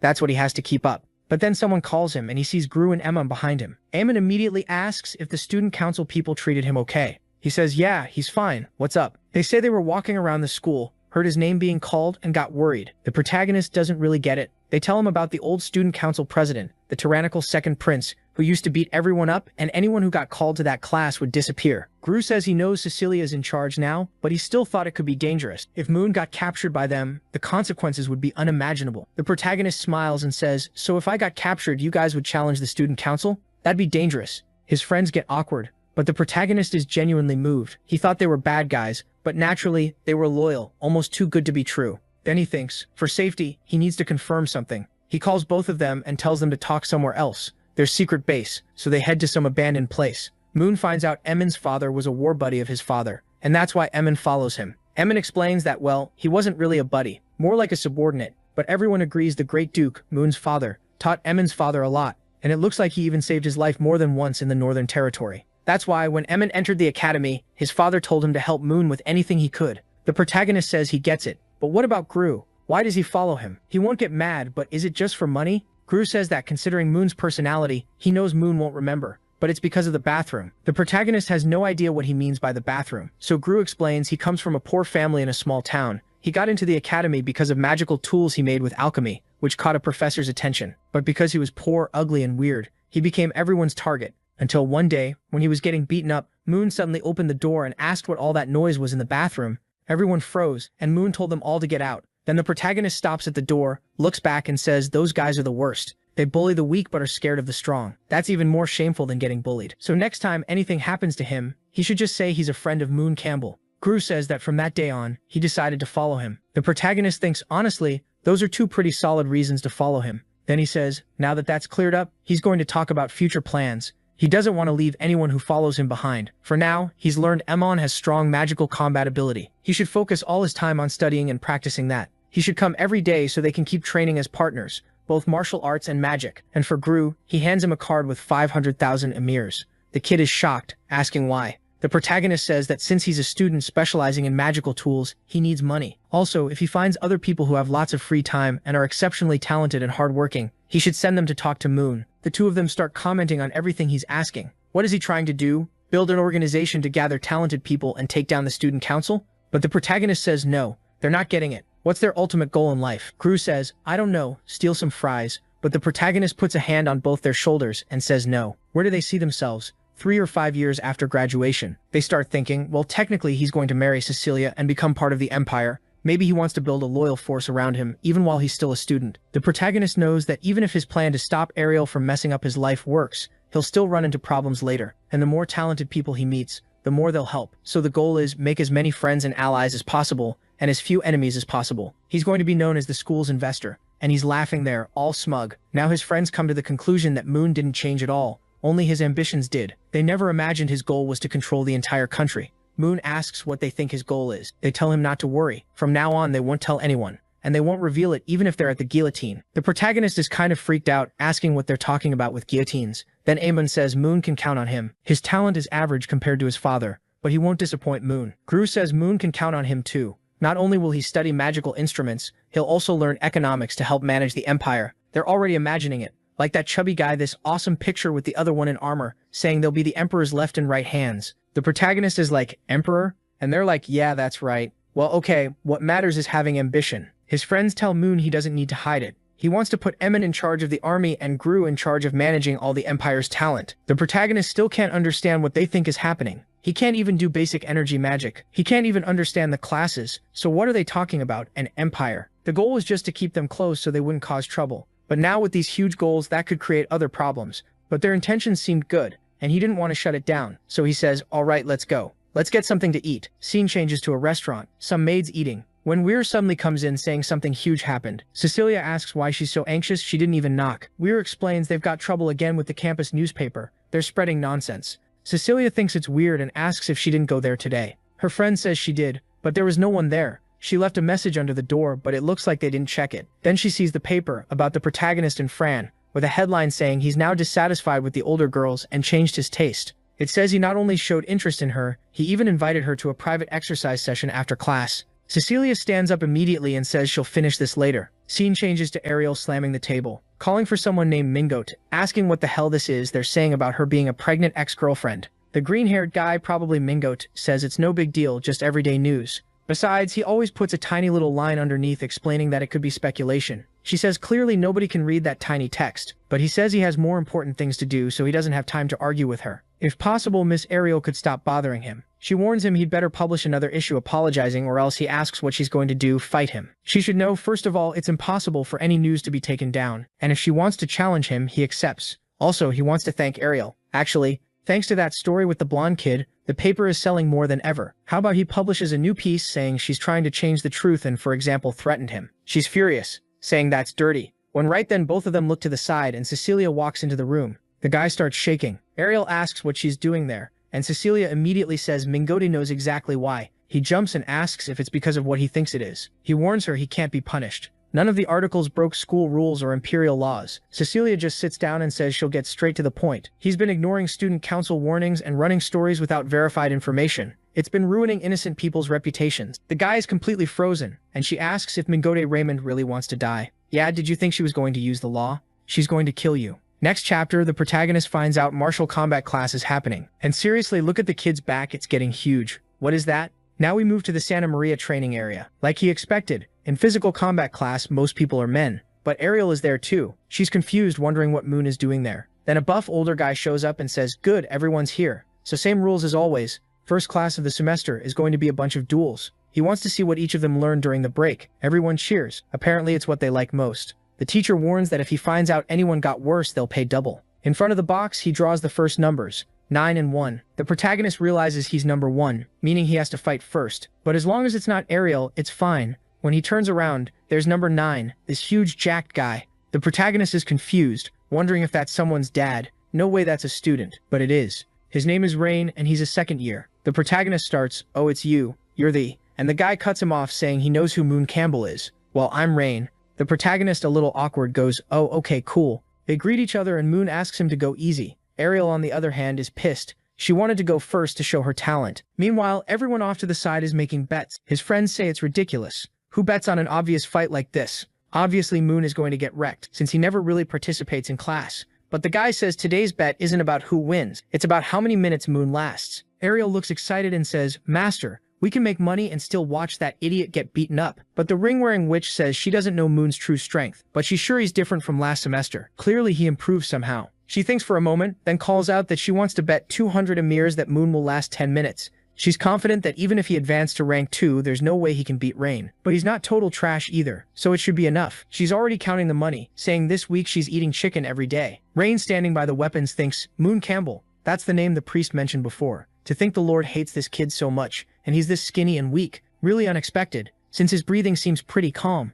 it's better to end this fast by breaking his rhythm. So now they're in the arena, facing each other. Rain pulls out a sword like Zabuza's. The protagonist grabs 2 daggers, and Rain asks why he's using something so small. Moon says a sword is heavy, obviously too much for him, so daggers are fine, more than enough. Rain sighs, fine, if that's your choice, let's go. But Moon tells him to wait a second, and asks if Rain trained a long time to get those muscles. Rain says of course, he's been training since he was a kid. Out of nowhere Moon provokes him, saying he knows a little muscle attracts women, but a lot of muscle attracts men, and that it's actually true. And he asks if any girl has ever liked Rain. Looks like Moon is the king of rage bait, and we had no idea. And the guy just stands there boiling with anger, trying to figure out how the hell this bastard knows that. Either way, he's starting to understand why the Lord wants this guy dead, and he's not letting him walk out alive. He was just some young master, not a real warrior. Stuff has happened in these training matches where people ended up dying. While the guy is stuck on that thought, the protagonist is smiling to himself, thinking, idiot. He's totally stressed. Now his aura spread through his whole body. He lost focus. It really was rage bait.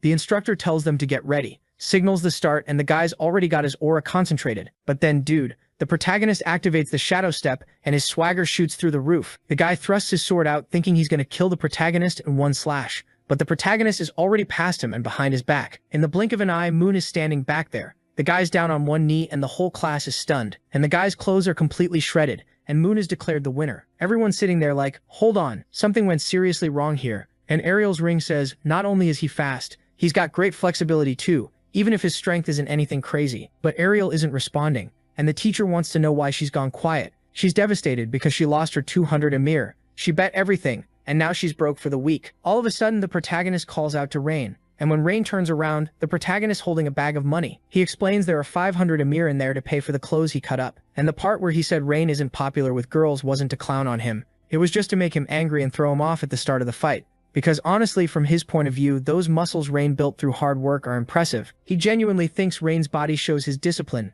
and he's sure Rain will eventually meet a girl who appreciates that, and she'll become his girlfriend. The protagonist walks off thinking, whew, I humiliated him, but I paid him, said what he wanted to hear. Problem solved. Except it's not solved. Rain is furious, because this damn noble who has everything he wants in life thinks he understands Rain's suffering. Scene shifts to later. The protagonist calls Anna to class, but the protagonist shows up already blushing. She's there holding a little stick, refining medicine in a cauldron, and the protagonist, kind of awkward, says maybe those clothes aren't the best for class. She explains it's the pajamas she slept in. She studied all night and just came like that. Did he like it? What does he think? He gives her a thumbs up, saying yes. Then he comments that the medicine smells really good. What's she making? She explains that she only makes nice-smelling stuff down here. If it was something that stank, she'd do it upstairs. But she's going to let it bubble for a while, so let's go to class. She wants to teach, and the guy's trying to stay focused. Looks like it went on for a while, because a lot of time passes, and he's about to head back to the dorm. But when he stands up, she tells him to stay right there, because she wants to ask him a favor. He asks what it is, and she says it's related to that potion, whose smell he liked. He asks if she wants him to learn about potions,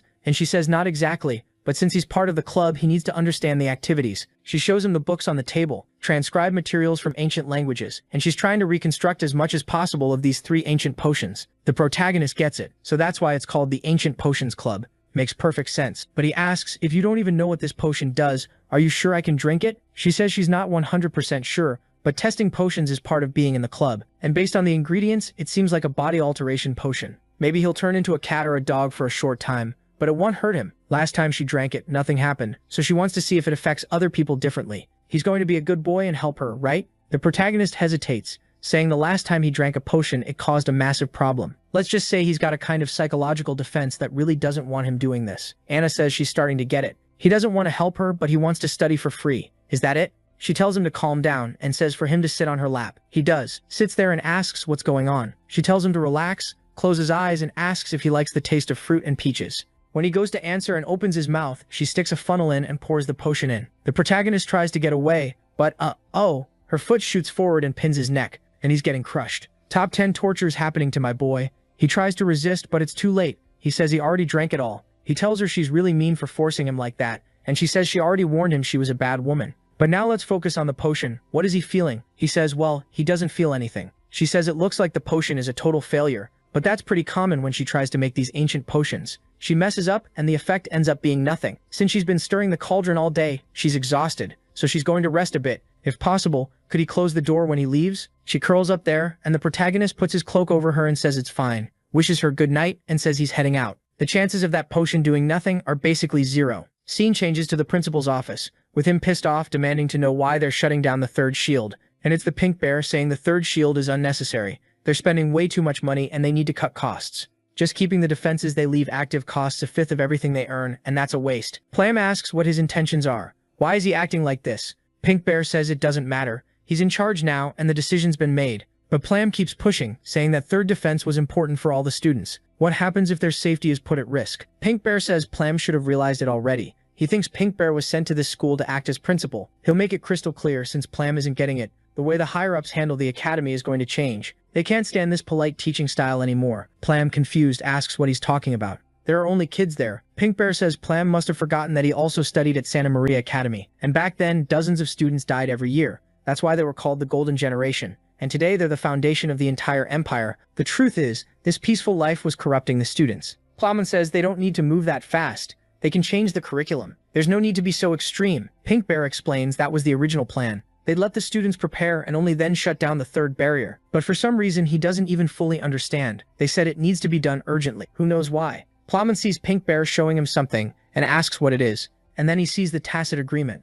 Okay, so apparently that's something you use to make an oath. Plowman says he hopes this won't disappoint him. Then he swears he'll never reveal what they're talking about to anyone. He hands it to Pink Bear, who says it's actually pretty simple. The evil god is causing trouble again, and he's not talking about those filthy cultists. He means the master of them all. Plum asks if he means the god personally showed up and who exactly it was. Pink Bear says it's not just one. Actually, he'll draw it so Plum can see. Then he draws the corrupted god and the moon of silence. It looks like both are helping each other, and Plum says something's off. Those two gods normally avoided contact with each other. Pink Bear agrees and says he thinks in reality those gods are fighting each other, and whoever wins will end up with way too much power. Basically, a war of gods is about to start. Plum gets it. Wait, the war of gods is about to start, and that's why you shut down the shield. Pink Bear explains the higher-ups said this war will probably affect the entire world, and the only way to prepare is for the students to start getting used to this kind of combat now. Besides, they'll still have the second and first barriers, which is perfect for doing an internal purge. Plum asks what he means by that, and Pink Bear says it's obvious. There are spies inside the school,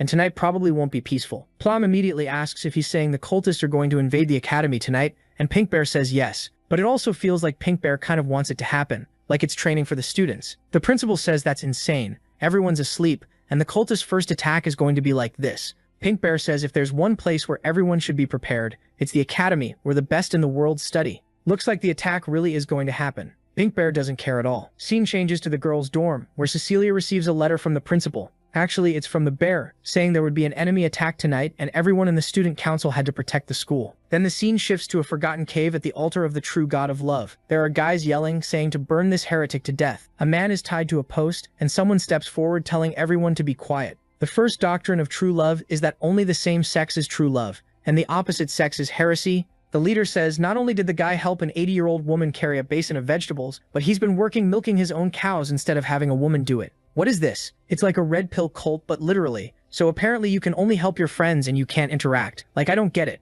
The guy is crying, saying he has nothing else to say. They tell them to light the fire and the guy actually gets burned. What the hell? The leader cries while everyone says he had bad luck. The white-haired one says heretics need to burn along with all their sins. What are these people on? The purple-haired one says, High Priest, the execution is finished. Then the guy raises the book and says he has an important announcement for everyone. He tells the king to step forward. Wait, isn't that King Rain, the one who was fighting alongside the protagonist? Then he says the god of love sent him an oracle. The holy war has begun. The source of all that evil lives at Santa Maria Academy, but they never had a chance because of the barriers. But they have information that the barrier has disappeared, and the king who has access to the place will lead them all into the glorious war. Tonight they'll attack that place and kill the person who had the nerve to harm their lord. This is the weirdest gay cult I've ever seen. Even the guys who seem to be organizing the attack are asking, do you really think it's a good idea to let these lunatics attack the academy? The person in the back just says they hope everything goes smoothly. Back at Santa Maria Academy, there are tons of people running around, while the protagonist is collapsed on his bed. He's feeling this weird heat and then he realizes it's raining on his face. When he wakes up, he's staring at a giant moon. Something is speaking, saying everything about me was false from the beginning. My appearance, identity, and voice were lies from start to finish. And what I did to you was just a bit of personal entertainment before death arrived. The little giant demon blasts him in the back, saying he's nothing but a puppy that wags its head, an existence she plays with and does whatever she wants with. But even when she humiliated him on purpose, he still stayed by her side. He really doesn't abandon her, and she doesn't understand those human emotions. But the day he said it didn't matter if she was human or a monster, that he wouldn't leave her, she was genuinely happy. And then after saying that, she stabs him in the back, saying that's the best way she can show her love. Since she can't change her fate, all she can do is swallow his heart, and together they'll dive into that moon. What the hell just happened? The protagonist wakes up. My god, what is going on here? Because in the next panel, we're seeing a blonde girl in Moon's pajamas. He's saying something about being soaked and leaving the book for later. He needs to take a shower before he catches a cold. But then he stops in front of the mirror and sees he's turned into a gigantic girl. Wait, I'm not getting it. Is the person wondering if it's really him? Then they look at the glass and say, I never imagined the young master had hair like this, a curly, and that he'd be such a cute girl. And these things here are big and heavy. It was like a huge water balloon, so big it almost looked fake. I'm still not sure if the one inside the body is the protagonist or that woman's spirit. Maybe it's him, because he's remembering the medicine he got from the senior. Yeah, looks like it's him. He figured it out. The potion didn't work on her because she was already a girl, so it was useless. Okay, he worked out the cause and effect. The problem is that now, holy crap, he's huge. Get out of here, Moon. For the love of God. Seriously, what is this, dude? He knows the biggest issue is that he's in the boys' dorm, and he can't walk out looking like this. The problem is he also has no idea where Anna lives. She's the only one who probably has a solution for this, or would at least understand what's going on with him. He's already thinking it's simple. Maybe just call Amon, slip a letter under the door asking her for help, and that's it. He's super calm, brushing his hair, having fun. The kid didn't realize, let me tell you. Right at that moment, there's an explosion, and when he opens the door, the cultists are there. Next chapter. He gets thrown onto the bed and asked who they are.